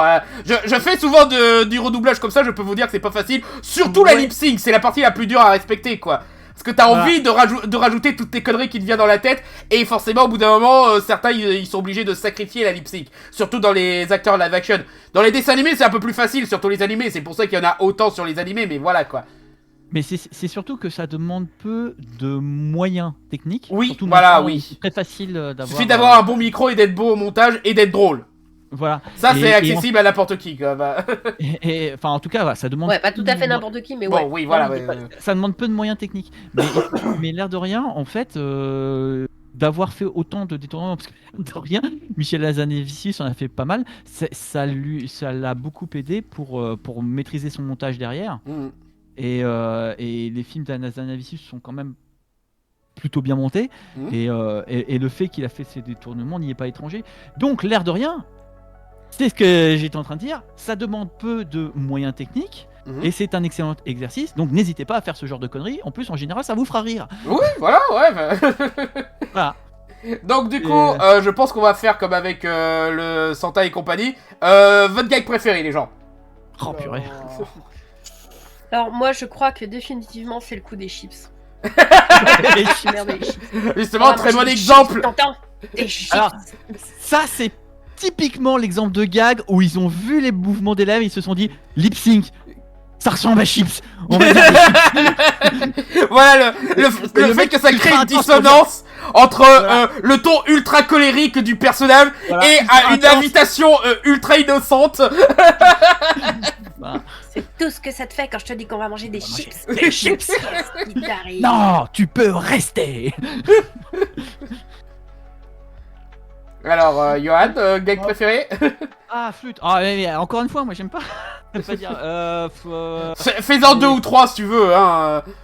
Alors, mais ça c'est parce que quand j'étais gamin, je trouvais cette série complètement bizarre et donc de voir les deux acteurs de Supercopter débarquer dans le film et faire une blague méta sur le fait qu'ils allaient faire une pub Supercopter pour finalement s'exploser dans un Ah, bon, ça. mais c'est vraiment le truc. Mais le gag est nul, mais ça. mais bon. Ah non, mais le passage est excellent. Voilà. Oui, il est nul, mais il est excellent dans sa nullité, quoi. Oui. Et aussi, Ça ressemble à rien, c'est arbitraire, c'est gratuit. Ouais, voilà, c'est en plein milieu. Voilà, et puisque j'ai droit à un deuxième, ce gag, j'arrive pas à savoir s'il est gênant ou bien, puisque il y a un acteur noir qui ressemble un peu à Julien Lepers. Et donc ils font question pour un champion, Julien Lepers qui demande qui il est, sachant qu'il est déguisé en noir. Et systématiquement quand je vois ça, je me dis est-ce que c'est gênant ou est-ce que c'est drôle? Et donc je me dis que ça vaut le coup de relever ça. Alors, je vérifie un truc. Là, je vais chercher l'acteur. Là, malheureusement, il y a une autre personne qui... Parce que sur la fiche Wikipédia, ça dit que l'acteur qui joue Julien Lepers s'appelle Russell Evans. C'est juste qu'il y a un autre Russell Evans qui est apparemment un pasteur très célèbre. Et c'est un petit peu chiant, du coup, pour trouver l'acteur. Alors, je vais préciser acteur. Voilà. Voilà. Et oui, il semblerait que l'acteur soit vraiment noir. Donc, t'en fais pas, c'est pas du blackface. C'est juste, ça suggère qu'il y a du blackface juste parce que le mec ressemble à Julien Lepers. Mais voilà, mais en même temps, je pense que j'ai parce que sinon le truc est vachement oubliable. Je pense que j'ai retenu cette scène justement pour le côté un peu gênant, un peu ambigu finalement. Bah, figure-toi que je suis c'est l'un des premiers sketchs que j'avais vu indirectement du Grand Détournement dans une émission d'M6 qui voulait se moquer de Michael Keaton en Batman parce qu'il ressemblait à Julien Lepers et du coup ils ont repris l'extrait audio. Alors cette histoire de ressemblance entre Michael Keaton et Julien Lepers. Oui. Je me rappelle avoir vu Julien Lepers la faire dans un question pour un champion. Je sais pas comment je suis tombé sur l'extrait, mais c'était sûr. Hein. peu de temps avant que sorte le 2. Il était là. Oui, d'ailleurs, je suis en train de tourner le nouveau Batman. Et bon, bah bravo quoi. Il y a que Michael Keaton qui doit être genre, mais c'est qui ce putain de Julien Lepers? Voilà. Donc, Nathan? Je sais pas du tout. Le premier qui te vient en tête et qui te fait rire. Bah en fait, moi, le seul truc qui me vient en tête, c'est pas mal, non. C'est français. Voilà, c'est juste le ton, c'est juste le mouvement et tout. En fait, comme j'ai pas vraiment réussi à rentrer dans le film, j'étais plus en train de réagir sur le truc que je connaissais déjà que vraiment profiter du film. D'accord. Et du coup, Evan? Moi j'aime beaucoup la scène où les deux journalistes communiquent ensemble, mais ils sont dans le même cube Ah oui. mais ils sont en train de parler au téléphone. Oui. Genre, ouais, t'es en train de te noter. Bah oui, enfin. Il marche pas ce téléphone. Non, ouais, le Peter et Steven, c'est un super duo comique dans ce film-là, sans problème, quoi. Rien que à dire Peter et Steven, rien que ça c'est une blague en soi qui est énorme. Et pour le coup, le film dont c'est issu est quand même ultra culte et ultra sérieux. Ah oui, c'est les hommes du président, c'est pas rien, quoi, ouais. À propos du scandale du Watergate, avec deux acteurs qui sont des monuments. Oui, voilà. Pour que tu le saches, tu regardes, tu fais ok. Bah d'ailleurs, si vous l'avez pas vu, regardez Les Hommes du Président, c'est un excellent thriller. Si je me trompe, c'est qui déjà le réalisateur de celui-là? Je sais que c'est un grand réalisateur de films politiques et tout. Sidney Lumet, c'est pas lui, non, par hasard? Ah tiens, d'un coup j'ai un doute, écoute, ça se vérifie. Bah oui, tout à fait, ouais. Alors, Les Hommes du Président. Président, voilà, je suis en train de chercher aussi. 76. Un film réalisé par... Ah non, Alan J. Pakula, ouais. Non, c'est juste que je me disais, c'est le genre de film que Sidney Lumet aurait pu faire. mais c'est pas lui. Non. Et alors... Germain Hauteforme visiblement a beaucoup aimé le gag où Clark Gable mime. Oui, voilà. Ah, c'est bon. Ça. Genre, ils ont juste quelques extraits de Clark Gable qui se contente de sourire comme un con et de faire avec son cigare et tout. Puis il a du vent dans la figure et voilà. Voilà, ouais. C'est vrai que c'était un très bon gag. Mais bon, moi, comme je l'ai dit, mon gag préféré c'est Paul Newman qui sait pas conduire. C'est un truc qui revient très régulièrement et j'adore le fait qu'ils arrêtent pas de passer à des extraits genre des films de course-poursuite, genre Bullitt ou je ne sais pas quel autre film ils ont utilisé. Et à chaque fois, ça tombe sur Paul Newman qui est genre... Alors, Quasimodo, je sais pas si son gag préféré c'est 1, je me souviens pas, 2, je suis pas resté longtemps, et enfin 5, il y a pas de 5, ou 6, c'est il était à la cueillette aux champignons, mais bordel, c'est pas la saison. Donc voilà, on ne saura pas. Le mystère restera entier. Quel est le gag préféré de Quasimodo? Nous le saurons probablement jamais. Il l'emporte, voilà, il garde ce secret. Voilà, et pour finir avec le gag de Paul Newman quand il revient avec Dustin Hoffman dans la voiture qui est genre... J'aime pas comment tu conduis, je sais pas, je me sens pas à l'aise alors que tu le vois en train de passer entre 4000 voitures et tout là. Il y a un moment où il se retrouve un petit peu sur le terrain et il y a le plan sur Paul Newman qui est un petit peu biais comme ça. Tais-toi, je me concentre. Il est toujours calme et tout, voilà. Donc voilà. Marrant qu'on n'ait pas mis... Oui, d'accord, Je tiens à dire un truc. C'est un film qui est très dur à suivre quand on n'est pas physionomiste. Ah oui, ça. Ah oui, Je n'ai rien compris au film. Genre, est-ce que t'as compris qu'à un moment, Steven, il se déguise? Non. Voilà. Ah oui. Non, mais moi, il y a des moments, j'étais au bout d'un moment dans le film, je me dis, ah, en fait, lui, c'était lui, et lui, c'était lui. Oui, voilà, parce que... Evan qui a dû résumer le film à la fin, parce que j'ai vraiment rien compris au film. Bah, tout le gag du mec qui va dans le nord avec de la barbe et tout, en fait, c'est Steven qui va faire du vrai journalisme, entre guillemets, qui va chercher des témoins à l'autre bout de l'Amérique, quoi. Total. Voilà. Du journalisme total. oui. Et justement, t'as ça avec Dustin Hoffman qui commente, voilà, lui, il est vraiment pro du déguisement et tout, et c'est juste une barbe à la con ou un chapeau et tout, voilà. Et encore ce magnifique gag, mon cher Peter, j'ai attrapé froid, et là tu le vois complètement congelé. Voilà. Voilà, je crois que mon préféré, c'est on a retrouvé l'assassin un jour, il en est... On l'a retrouvé assassiné un jour, il en est mort. Oui, oui, c'est vrai qu'il y a des tas de dialogues qui ont pas de sens comme ça, qui sont géniaux. Bah... Le fait que durant tout le film, ils insistent sur la mauvaise prononciation du mot film, ils disent flim. Flim. Flim. Même Orson Welles, même les autres et tout. Voilà. Rien que le début, ce film n'est pas un film sur le cyclisme. Voilà, c'est bon à savoir. Un film sur le cyclisme. C'est bon à savoir. Merci de votre attention. Voilà. Et vous avez pas beaucoup cité les rôles de Roger Rudel, voilà, Hughes, le patron de Peter et Steven. Ah, maintenant que tu le dis, ouais, c'est vrai qu'il est dedans aussi. Il y a tellement de gens dans ce film. Avec en permanence le côté blasé. Oui. Genre le running gag du plan où il court dans les locaux du journal pour le rattraper à l'ascenseur. Et c'est tout le temps pour lui dire un truc à la con, genre Peter a bouché les toilettes. Chef, Peter n'a plus envie de chier. Oui, alors par contre, j'ai bouché les toilettes. Appelez le plombier. Je pense que mon préféré de ce running gag, c'est quand ils arrivent vers lui et que le premier truc qu'il leur dit, c'est « Vous êtes au courant que George Abitbol sort de mon bureau ?» Non mais c'est pas de ça qu'on veut vous parler. George Abitbol est vivant. Bien joué les gars. Voilà. Voilà, ouais. Donc ouais, il y a tellement de trucs qu'on a dû zapper et tout, bah...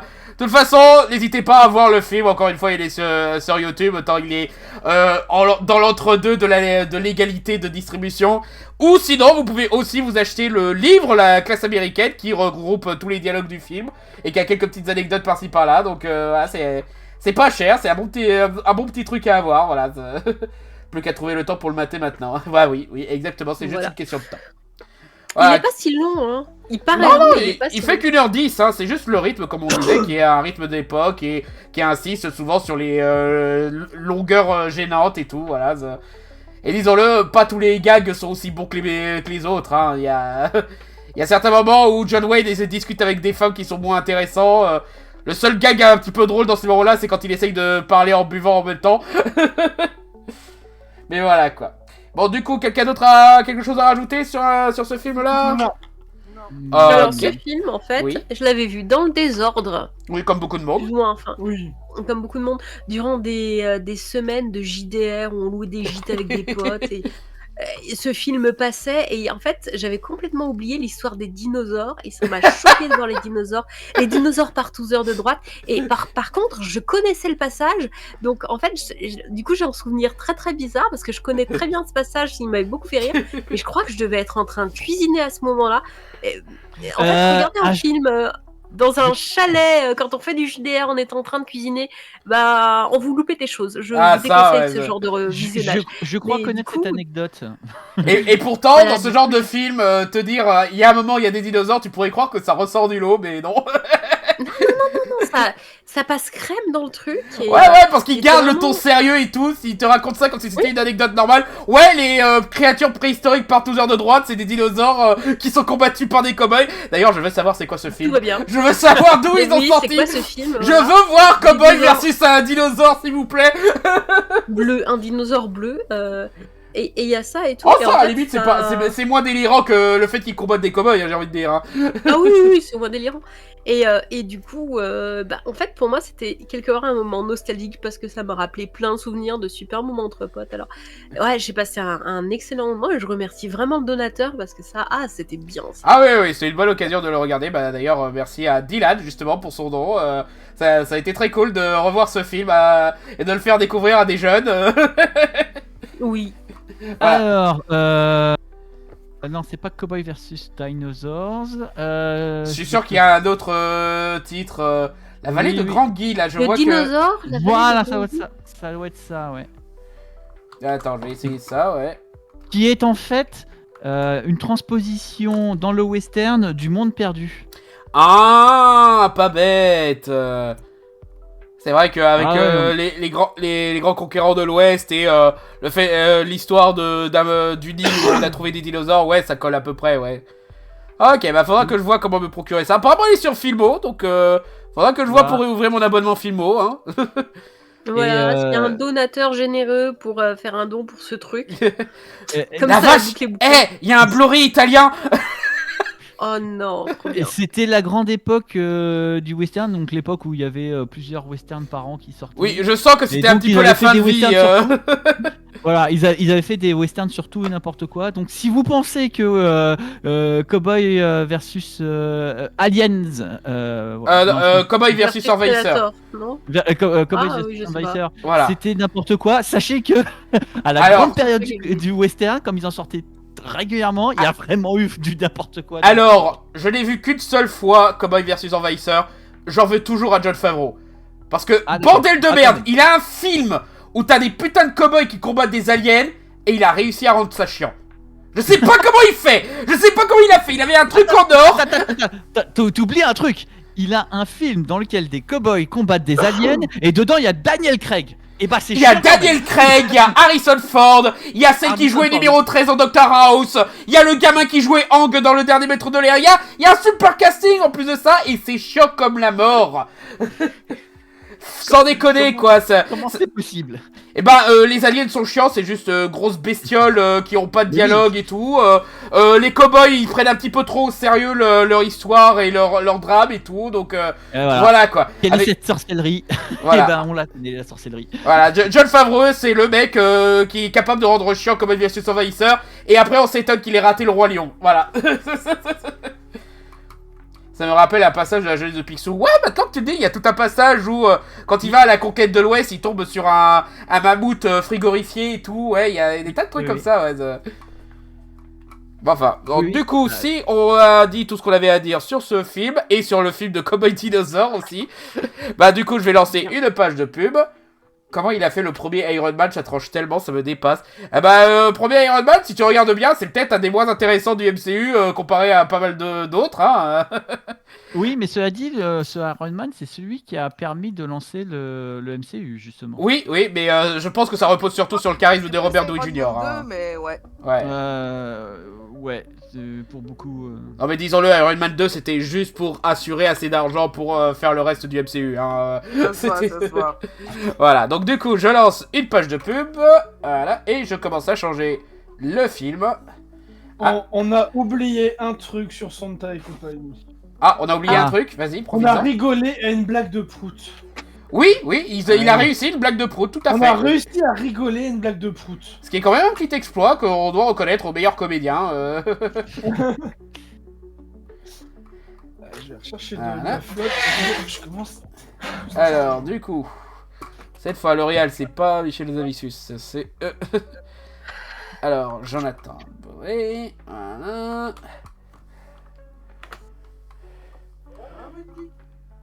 Et la caméra, elle est de mon côté, hein, Voilà.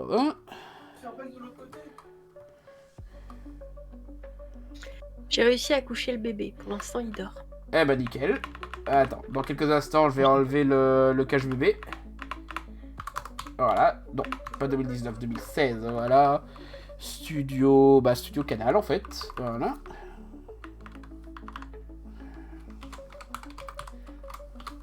Voilà.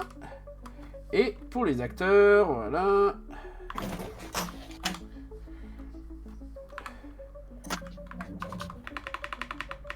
Bon, au moins pour Max et Léon, je sais c'est laquelle ma blague préférée. Elle a fait rire personne à part moi. Non, mais celui-là aussi, je sais c'est quoi ma blague préférée. Et Ah bah voilà, Wendy, elle a compris. Allez, viens, Wendy. Viens te montrer Voilà. la caméra. Alors, je sais pas du tout comment ça va rendre. Ah oui, non, ça rend pas hyper bien. Non. Mais je tiens absolument à mettre celui-là parce qu'on le voit pas assez. Voilà. Voilà, donc je pense que la pub c'est fait. Voilà. Si seulement on pouvait faire un remake avec un réal compétent. Bah, ils ont essayé avec des réals compétents, c'est raté aussi en fait. Parce que Oui, parce que ces remakes sont tellement calibrés, tu peux pas Voilà. faire un bon film en fait, c'est tout. voilà, en réalité, le réalisateur est là comme, Voilà. comme exécutant. C'est pour ça qu'on en a confié il n'a pas deux la possibilité. à John Favreau, justement parce que c'est un Voilà. faiseur quoi. Le réalisateur dans ce cadre-là n'a pas la possibilité d'insuffler sa personnalité. Voilà, le fait que Robert Zemeckis n'ait pas réussi à faire un bon film avec un remake Disney, ça montre bien que c'est foutu quoi. Voilà, donc du coup, Sorce Nouille, raconte-nous la folle histoire de Max et Léon. Alors, la folle histoire de Max et Léon. Donc, ok. Donc, c'est un film. Ça commence dans un bar et puis c'est en 45 ou en 44, un truc comme ça, je sais plus. Alors, ouais, Ah non, 45, c'est au c'est genre la dernière année de la guerre, ouais. Oui, donc c'est 44. vers la fin de. Ah non, Donc, non, 44. ça 44. commence au moment où la guerre est déclarée, donc... Non, non, le tout Non. début du film, c'est Quand dans- ils sont Ah oui, en le bas. tout début du film. Ah oui, Voilà, pardon. le tout début Voilà. du film. un peu Et chambant. donc, c'est des gens, ils sont chill dans le bar en train d'exister. Et là, il y a deux officiers nazis qui rentrent et ça le jette un froid. Et puis, les officiers nazis, ils se mettent à parler en français sans aucun accent et à se comporter comme s'ils étaient du coin. Et donc, les gens, ils sont là, what the fuck. Et puis, au bout d'un moment, ils se rendent compte que c'est les deux crétins du village qui font chier tout le monde depuis leur naissance, qui sont déguisés en officiers nazis. Ils sont là, hein, quoi. Du coup, bah, ils les capturent parce qu'ils pensent que c'est des collabos. Et voilà. Et en fait, c'est Max et Léon, les deux héros du film. Et sur la bombe, maintenant, vous allez nous expliquer ce que vous foutez déguisé en nazi, si c'est vraiment des déguisements, parce que nous, les collabos, on les bute. Et ils sont là, oui, on va vous expliquer. Et donc, ils commencent leur histoire juste avant la guerre, avant qu'ils soient mobilisés. Et alors, c'est des histoires, donc, ils font des conneries, ils couchent avec des meufs, ils en agressent sexuellement d'autres. C'est un peu la bonne ambiance dans le village. Et là, bah, la guerre est déclarée. Du coup, tout le monde est mobilisé. Alors, ils essayent de faire en sorte de ne pas être mobilisés, mais ça foire parce que personne ne veut croire à leur bullshit. Et du coup, ils se retrouvent au front avec un sergent, non, c'est une capitaine, sergent, je sais plus, Pichon, qui est très désagréable avec eux et très très lèche-botte et très très voilà. Et donc ils sont au front et il se passe des choses pas très cool parce que c'est la guerre. Et eux ils trouvent moyen de glander à droite et à gauche et de tirer au flanc parce que bah c'est des crevards. Et ça se finit, ils sont vraiment attaqués par les Allemands et ils vont se retrouver à tous crever s'ils se barrent pas ou s'ils font pas quelque chose ou tous être prisonniers. Et donc il y a le commandant du camp qui dit qu'il faut fuir et Pichon qui est donc le second plus gradé qui est là. Comment ça a déserté mais il n'en est pas question blablabla. Et donc du coup le commandant se retourne vers Pichon en disant non mais on va fuir et tout et là il y a un espèce d'obus qui tombe et qui tue le grand commandant. Du coup il est mort, du coup c'est Pichon qui dit on reste là et du coup ben en fait ils perdent et ils sont tous capturés y compris nos deux zigotos. Et donc ils sont tous capturés et c'est pas top et donc ensuite ben, ils font les cons pendant qu'ils sont en prison et puis ils essayent de s'évader puis ça marche pas puis ensuite je sais plus ils réussissent par un subterfuge ils finissent par se déguiser ou je sais pas quoi enfin ils réussissent à s'évader Ils n'arrêtent pas de ensuite, changer de déguisement durant tout le film, donc en ouais. se déguisant en allemand ensuite ils attaquent deux commandants français pour leur piquer leurs fringues, ensuite ils seront passés pour les commandants français, du coup ils se retrouvent embarqués dans un bateau parce que les Allemands approchent pour gagner Londres, du coup ensuite ils sont à Londres, ils se font féliciter par la résistance pour leurs différents coups d'éclat d'avoir bousillé des panzers, et puis donc ils en rajoutent, et puis ça dragouille la chef du maréchal Leclerc ou du je sais plus lequel. La fille Bon. du la fille du Voilà.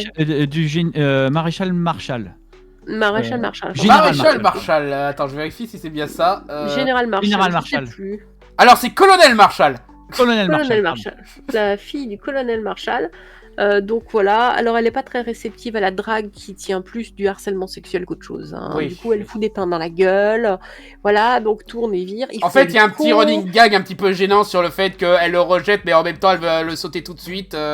Voilà, c'est...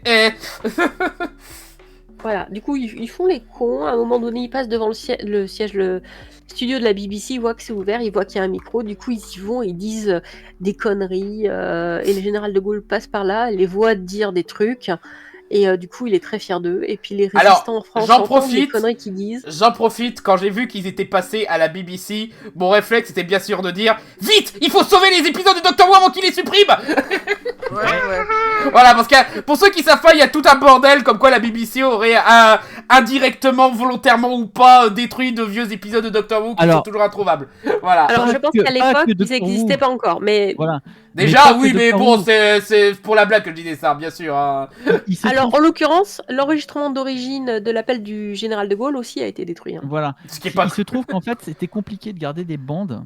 Et donc, la BBC était obligée de les détruire régulièrement. Et donc, ouais. À l'époque, les programmes télévisés, c'était un truc jetable, donc ils avaient aucun rebord, quoi. C'est ça. Donc ils envoient des messages et ce qui se passe c'est que les résistants qui entendent ces messages, je les interprète, ils se disent il faut faire sauter tel pont. Du coup il y a des actes de résistance qui sont faits. Le général de Gaulle du coup en parle aux autres grands résistants, en disant, je suis très fier d'eux, et il dit qu'il veut monter une espèce d'opération d'espionnage. Je sais plus, en Libye, je sais plus dans quel pays. En Syrie peut-être. En Syrie, oui. Syrie, parce que comme ça ils En font la Syrie. blague qu'ils aiment bien la charpenterie. Voilà, en Syrie, et donc il verrait bien ces deux mecs-là sur la touche. Donc ils sont informés qu'ils vont devoir partir en Syrie pour faire de l'espionnage, du coup ils y vont, et puis ils font n'importe quoi, et ils se retrouvent par hasard à discuter avec un mec qui se méfie beaucoup des espions, mais qui je sais pas pourquoi, il leur fait confiance à eux, et il lui raconte toute leur vie, enfin toute sa vie. Vraiment, il lui donne énormément d'infos. Donc les mecs ils sont là, ok d'accord, on prend les infos. Ensuite, en fait les deux gradés français qu'ils avaient piqué leurs vêtements et qui se sont fait passer pour eux, ils finissent par réussir à gagner Londres. Donc du coup, les chefs de la résistance apprennent que les deux autres sont des imposteurs. Du coup, ensuite, ils veulent les tuer et c'est le bordel et ils doivent fuir encore. Et puis ensuite, ils se retrouvent de nouveau dans un autre truc trop chelou. Et ils essayent toujours de rentrer chaque fois chez eux. À Mâcon, parce qu'ils habitent à Mâcon, c'est ça, hein. Oui, Et Macron, puis oui. jamais ça marche. Ensuite, ils arrivent de nouveau à se déguiser en nazis, à voler des costumes de nazis, et puis ils essaient de rentrer chez eux. Et là, ils sont presque chez eux, mais ils sont arrêtés par des résistants qui bousillent leur caisse. Et ils sont là, mais vous êtes cons, c'est un déguisement et tout. Du coup, ils sont présentés à la cellule de la résistance du coin pour aller s'infiltrer chez le même mec avec qui ils avaient sympathisé en Syrie, et ça marche. Et ensuite, ils font de la propagande nazie en récupérant des infos pour la résistance. Et du coup, les préfets du coin, ils ont énormément de problèmes parce qu'il y a tout qui fuite, parce que le mec, il est super bavard, leur pote là, enfin leur pseudo-pote collabo, et puis il se passe des trucs et des machins. Puis ensuite, à la fin, il y a Pichon qui débarque dans ce coin-là, donc Pichon, ils se les reconnaissent, donc c'est grillé pour leur couverture. Donc ils se disent qu'ils peuvent plus rester parce que ça mettra en danger la résistance, parce qu'on va voir. Donc du coup, ils décident à partir. J'ai oublié que à un moment donné, quand ils retraversent un village, ils récupèrent une gamine juive qui a réussi à échapper in extremis à une rafle, et du coup, ils sont avec cette gamine de 7 ans qui cache.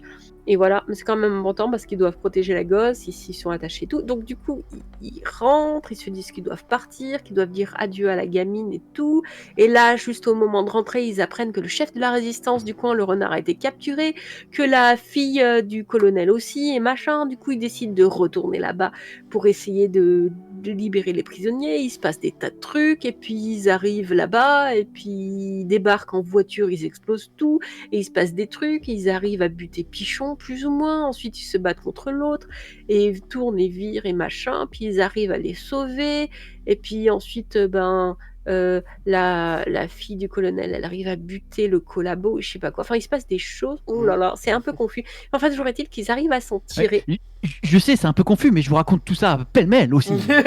C'est ça, et puis voilà, et donc une fois qu'ils arrivent à s'en tirer, ah non, là on était déjà à la fin du flashback, c'est que le renard qui a été capturé, ils l'apprennent dans le bar à la fin de leur flashback. Enfin bref, peu importe.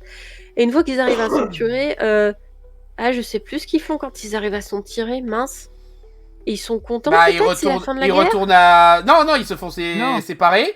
Il y en a un qui reste se font à séparer. Mâcon, l'autre qui va à Londres.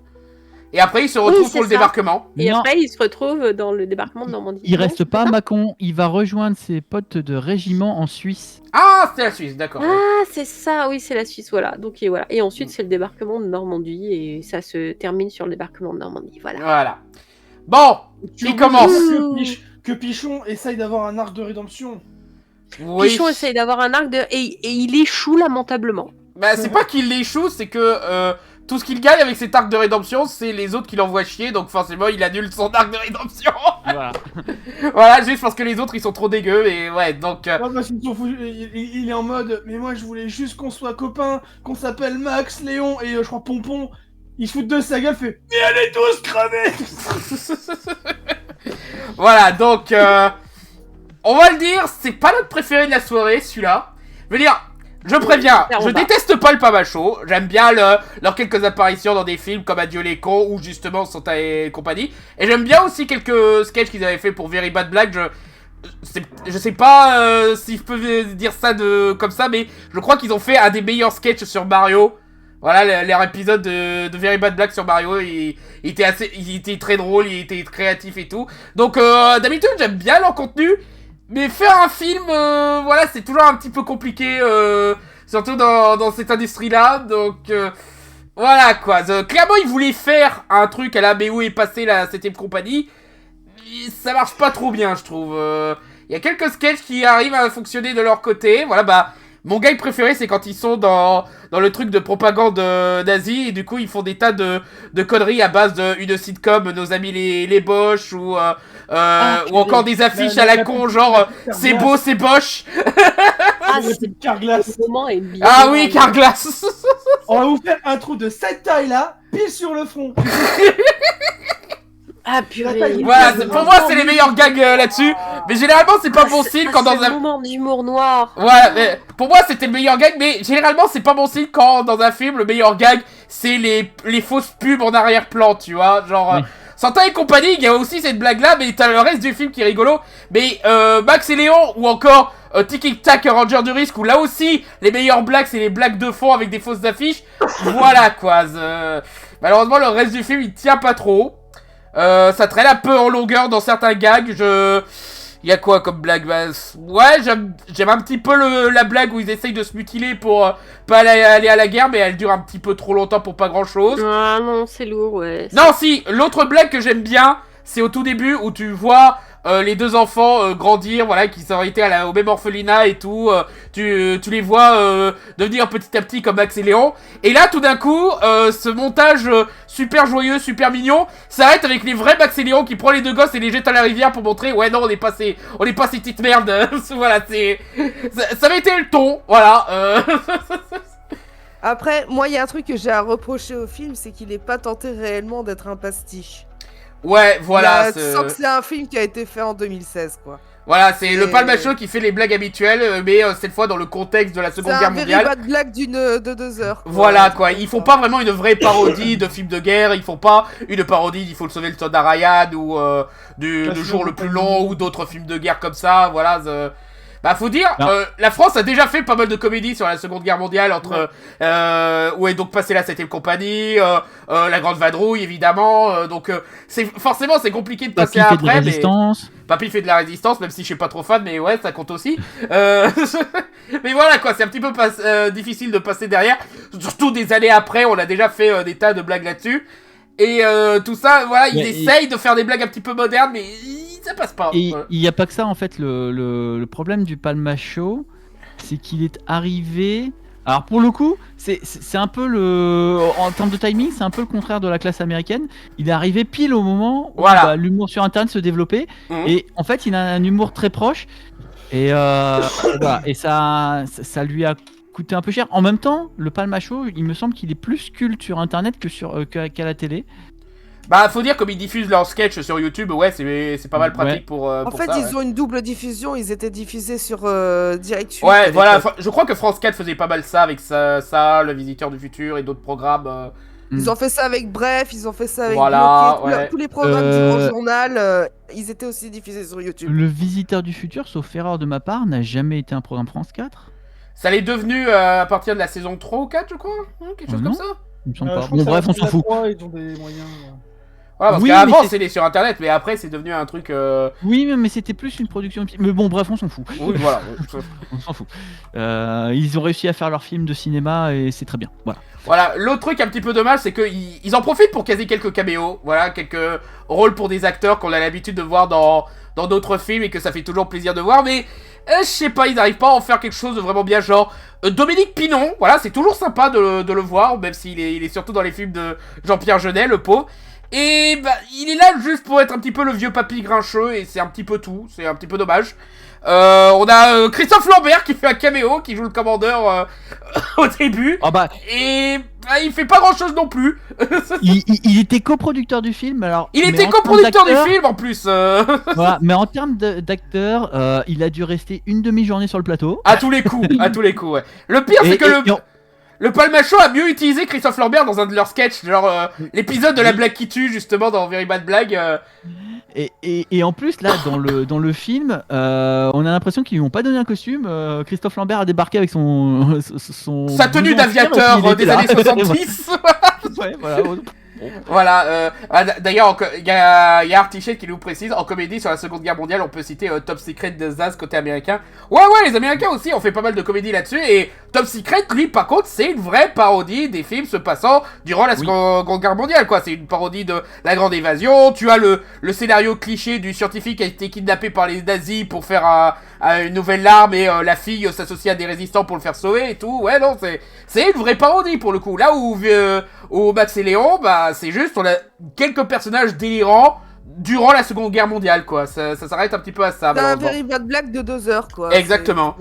Typiquement. Voilà. Et en plus, déjà à l'époque des very bad blagues, on avait beaucoup de blagues homophobes et sexistes, hein. On va pas se mentir. Ça arrivait, ouais. Sur les femmes, ça y allait bon ton, c'est... Oui, voilà. C'est un truc que je regarde aujourd'hui avec un œil un peu réprobateur, on va dire, même si à l'époque ça me faisait mourir de rire. Mais c'est une de ces séries qui m'avait foutu pas mal de clichés, des clichés de genre, des clichés sur les homosexuels, donc voilà quoi. Ça a un petit peu mal vieilli sur beaucoup de points. Là, ouais, voilà, genre... Bah toute la blague sur je sais lequel des deux, c'est Léon, ouais, qui arrête pas de coucher avec un tas de femmes là. Ouais, c'est le personnage de Grégoire Ludig, ouais. Voilà, ouais, bah tu vois, c'est une blague que j'aurais pu accepter en mode voilà, c'est juste un coureur de jupons qui maltraite les femmes, et la blague c'est que c'est un gros beauf, mais le problème c'est que les personnages féminins ne l'opposent pas trop, et elles participent même à la blague, tu vois, genre celle qui s'oppose le plus c'est la fille du colonel Marshall justement, et qui elle fait genre qu'elle veut pas, mais en fait elle veut absolument, et ça envoie pas un super message, c'est un petit peu c'est dommage ça. Et le côté homosexuel, bah c'est juste une blague, c'est quand il s'évade avec les 3 autres soldats, et ils font un truc genre les 3 soldats ils vont aller vivre ensemble, et là, de suite ils ont peur. Genre, oh mon dieu, ils sont gays! Genre, les gars, calmez-vous, quoi. Ouais, c'est pas grave. Tout ça pour découvrir que, non, en fait, on est frères. Ah! Non, ouais, et pour revenir aux autres acteurs, celui qu'ils ont le mieux utilisé, c'est probablement Nicolas Marié, voilà, qui est toujours sympa à voir, voilà, c'est... Pour ceux qui ne connaissent pas, c'est un acteur que vous avez... à fond. Voilà, c'est toujours le meilleur acteur de tous les films dans lesquels il joue. Pour ceux qui ne connaissent pas, c'est un acteur qu'on voit souvent dans les... le film de Dupontel. Dupontel, voilà, je cherchais son nom. Il est régulièrement dans les films d'Albert Dupontel, que ce soit dans Adieu les cons ou Au second tour, ou même Enfermé dehors. Voilà, l'acteur fétiche de Dupontel. Voilà, l'aveugle d'Adieu les cons, exactement. Et pour les geeks qui sont dans le chat, c'est la voix française de Spider-Man dans le dessin animé des années 90.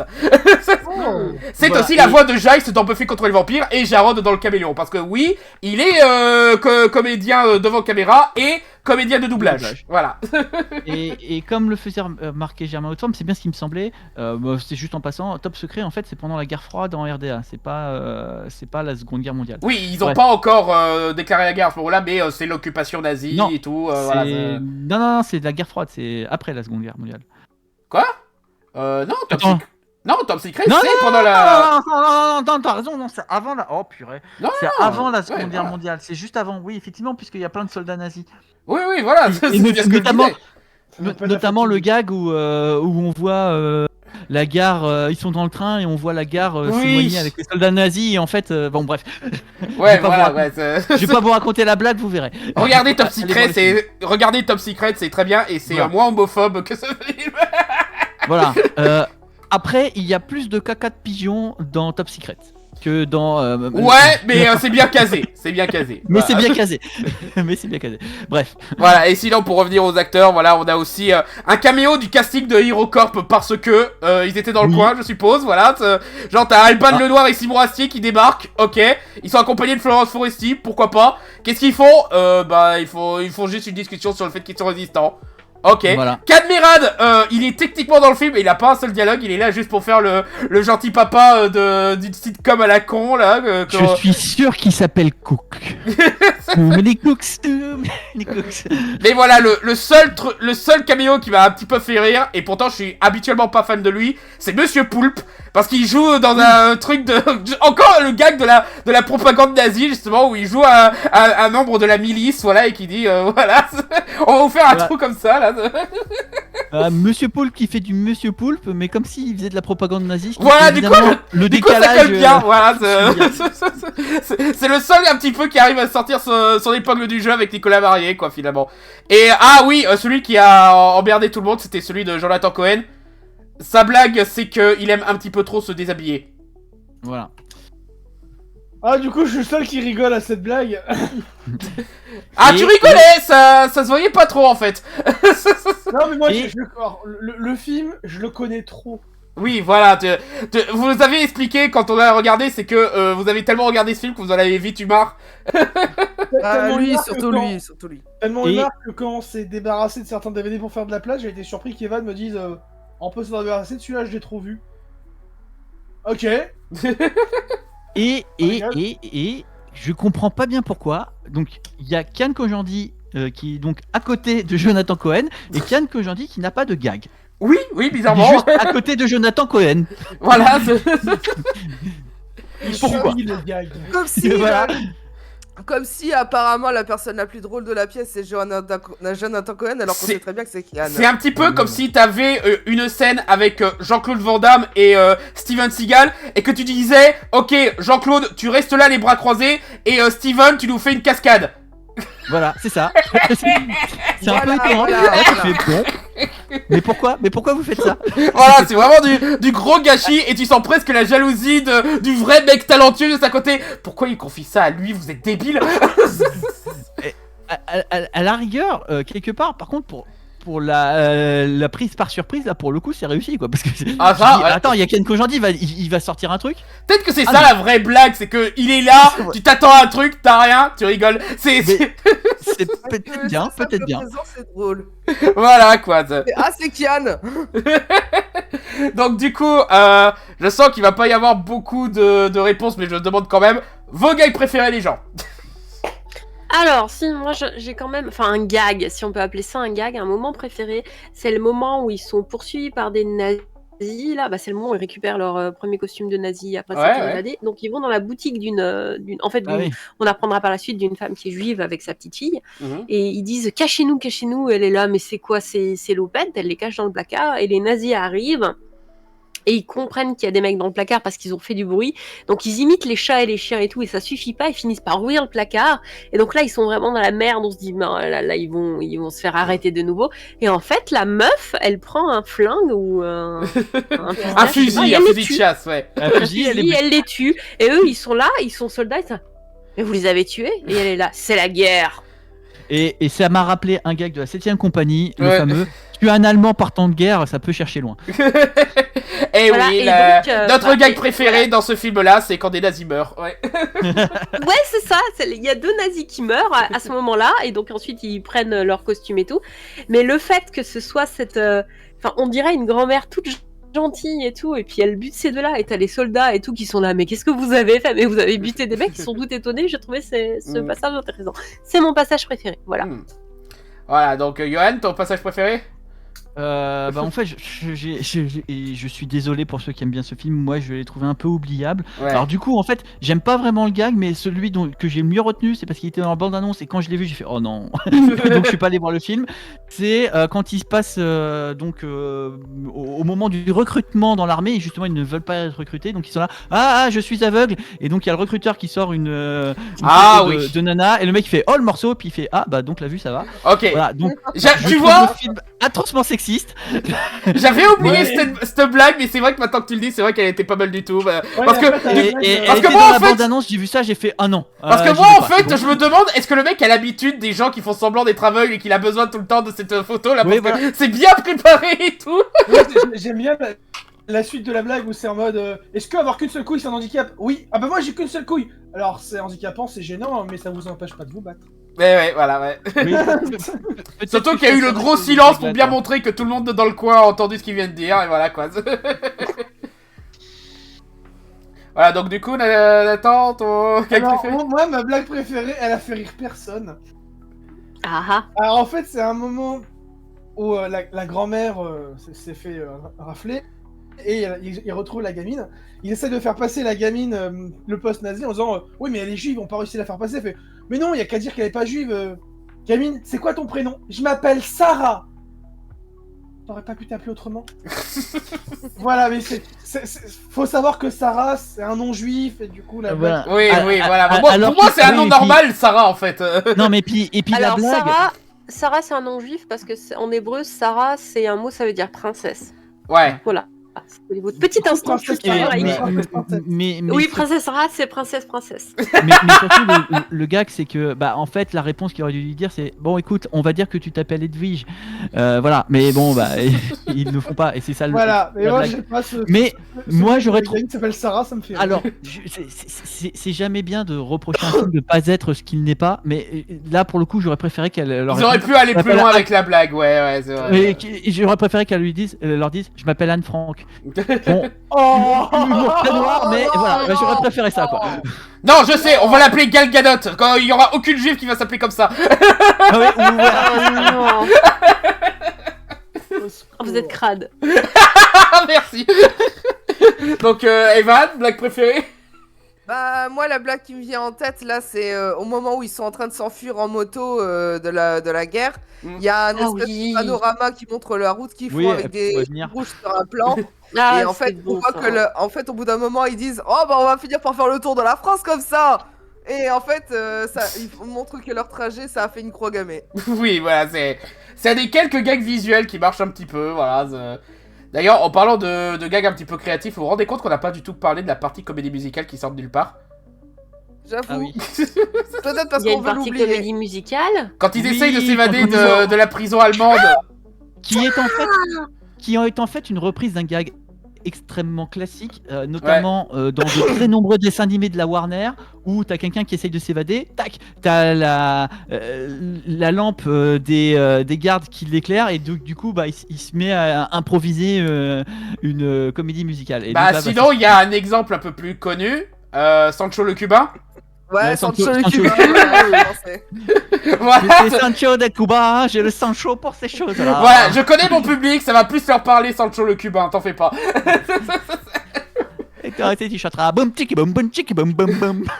Bon, j'ai déjà dit mes gags préférés tout à l'heure, mais il y en a un autre qui vient de me revenir parce que le problème avec ce film, c'est comme tu l'as dit, Johan, il est très oubliable et je peux te le confirmer parce que j'avais déjà vu ce film.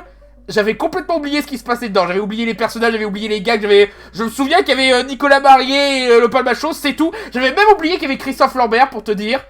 Du coup, ça a été une redécouverte le film, tu vois. C'est vraiment, j'avais l'impression de le voir pour la première fois, la folle histoire de Max et Léon cette fois-ci. Donc, du coup, là, il y a un autre gag qui vient de me revenir et c'est vrai qu'il était pas mal du tout. C'est quand ils sont littéralement en costume de SS, hein, la tenue noire avec le brassard et tout, qu'ils sont en voiture et qu'ils ont la gamine à l'arrière qui est genre, ah, faut que je fasse une pause pipi et son pote qui est genre, oui, faut qu'on mange un truc. Bon, ok, on va s'arrêter vite fait et on va prendre un truc. Et cut, et t'as toute la voiture qui est remplie de saucissons, de trucs de partout et tout, et qui sont genre, oh la vache, ils nous ont tout donné d'un coup là. Bah oui, t'as vu comment tu t'es habillé quoi. Voilà, c'est un des quelques gars que j'avais bien aimé, mais voilà. C'est un peu le même gag qu'il y a dans la 7ème compagnie. Oui, encore une fois, c'est pas mal de réchauffer. On aurait dû leur donner le halaï. Est-ce que vous avez du halaï? Le capitaine il veut du halaï. Bon, alors je dois le dire, malheureusement ils sont décédés en même temps, bon ils avaient l'âge, mais Oui. donc mes grands-parents étaient fans de la 7ème compagnie et donc à tous les Noëls, on les mettait devant les cassettes de la 7ème compagnie, comme ça on pouvait préparer la maison. Alors moi, Donc, moi du coup, ma grand-mère, je- ma grand-mère, je elle kiffait énormément la 7ème compagnie aussi, au point que elle m'a gâché le visionnage du 3ème film parce qu'elle voyait venir le gag final de la mine. Ah oui. Après le 3ème film. C'est le moins bien, je Mais du confirme. coup, moi je connais par cœur toute la série de la 7ème compagnie quand même, c'est terrible. Ah oui. C'est génial la 7ème compagnie. On est d'accord que le meilleur c'est le 2ème. Non, c'est le premier. Bah je sais pas, moi le premier c'est celui qui a le plus de gags, genre le fil rouge sur le bouton noir et le fil noir sur le bouton rouge Voilà. et tout, voilà. Ou le truc c'est où... deux et blanc à la fin. Ou encore toute la fin où ils sont dans un espèce de labyrinthe où ils essayent de se retrouver et tout, et que t'as le commandant qui suit ça de loin qui est genre, ils sont foutus. Oui, enfin, bon. Voilà quoi. Faites Alors. un don pour la 7ème compagnie, c'est bien, c'est fait. Ça, Ah, mais tu moi, rigoles, je mais suis avec un gros don, on peut faire les trois, ouais. Ah, bon, surtout le 1 et le 2, j'aime pas trop le 3, mais le 1 et le 2. Le 3 c'est probablement le moins bien, mais voilà quoi, les deux premiers C'est bon, ils sont très chouettes, ouais. Le premier, c'est peut-être parce que c'était un humour un petit peu trop intelligent pour l'adolescent que j'étais à l'époque, et c'est peut-être pour ça que le 2 c'est mon préféré, mais voilà quoi. Parce que je les ai vus il y a bien longtemps quand j'étais ado, hein, donc forcément... Voilà, alors du coup, Santa Echo, voilà, parce que je commence déjà à faire le sondage de fin de live, là, voilà. Mais moi, j'avais tellement de private jokes sur la Steam Company avec mon père et mon grand-père. Ah oui, ça... Avec mon grand-père, oui. c'était le halal. Oui, Est-ce que oui. tu veux du halal? Et mon père, c'est Ça, toujours c'était la le blague coup, de beaucoup touche de pas à sa familles, petite con. Ah ouais, touche pas à sa petit con. Ah ça. Non mais... Mais à chaque fois que mon père il dit ça, ma mère elle pense que mon père m'insulte. Elle fait non, c'est une blague. Ah mais ça, c'est un truc dans pas mal de familles de cinéphiles, je confirme, parce que... moi, par exemple, mon père, quand il demande d'éteindre ou rallumer un truc, vous savez qu'est-ce qu'il dit? Aziz Light. Aziz Lumière, exactement, il dit Aziz Lumière. Voilà, donc du coup, je lance le sondage, même si, encore une fois, je sens venir qu'il y en a un qui va pas avoir beaucoup de votes. Soit dit en passant, et du coup ça va nous permettre de reparler de Max et Léon.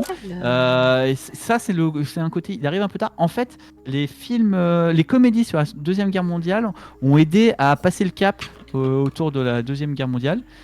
C'est pour ça que la Grande Vadrouille, la 7ème compagnie, Papus et la Résistance ont acquis si facilement un statut culte. C'est que voilà, ils ont aidé. Ils sont sortis au bon moment où on avait besoin de passer un truc, ouais.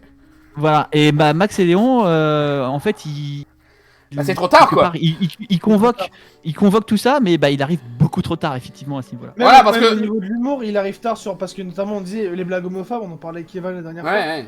fois.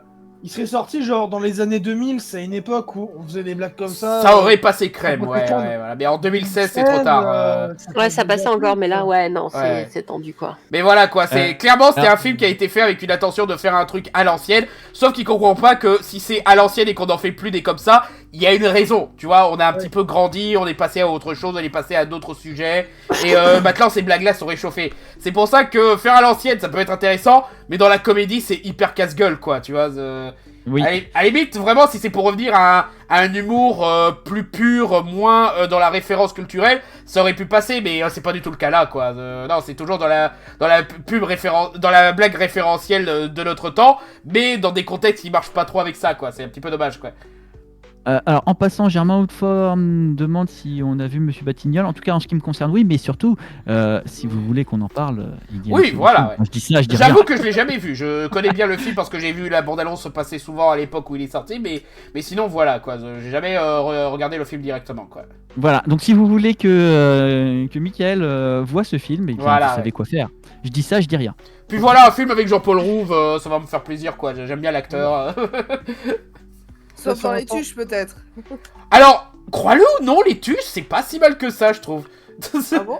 Oui, alors, le premier, il est pas ouf, hein, je le dis tout de suite. Mais le 2, ils sont dans une formule un petit peu épisode des Simpsons qui passe.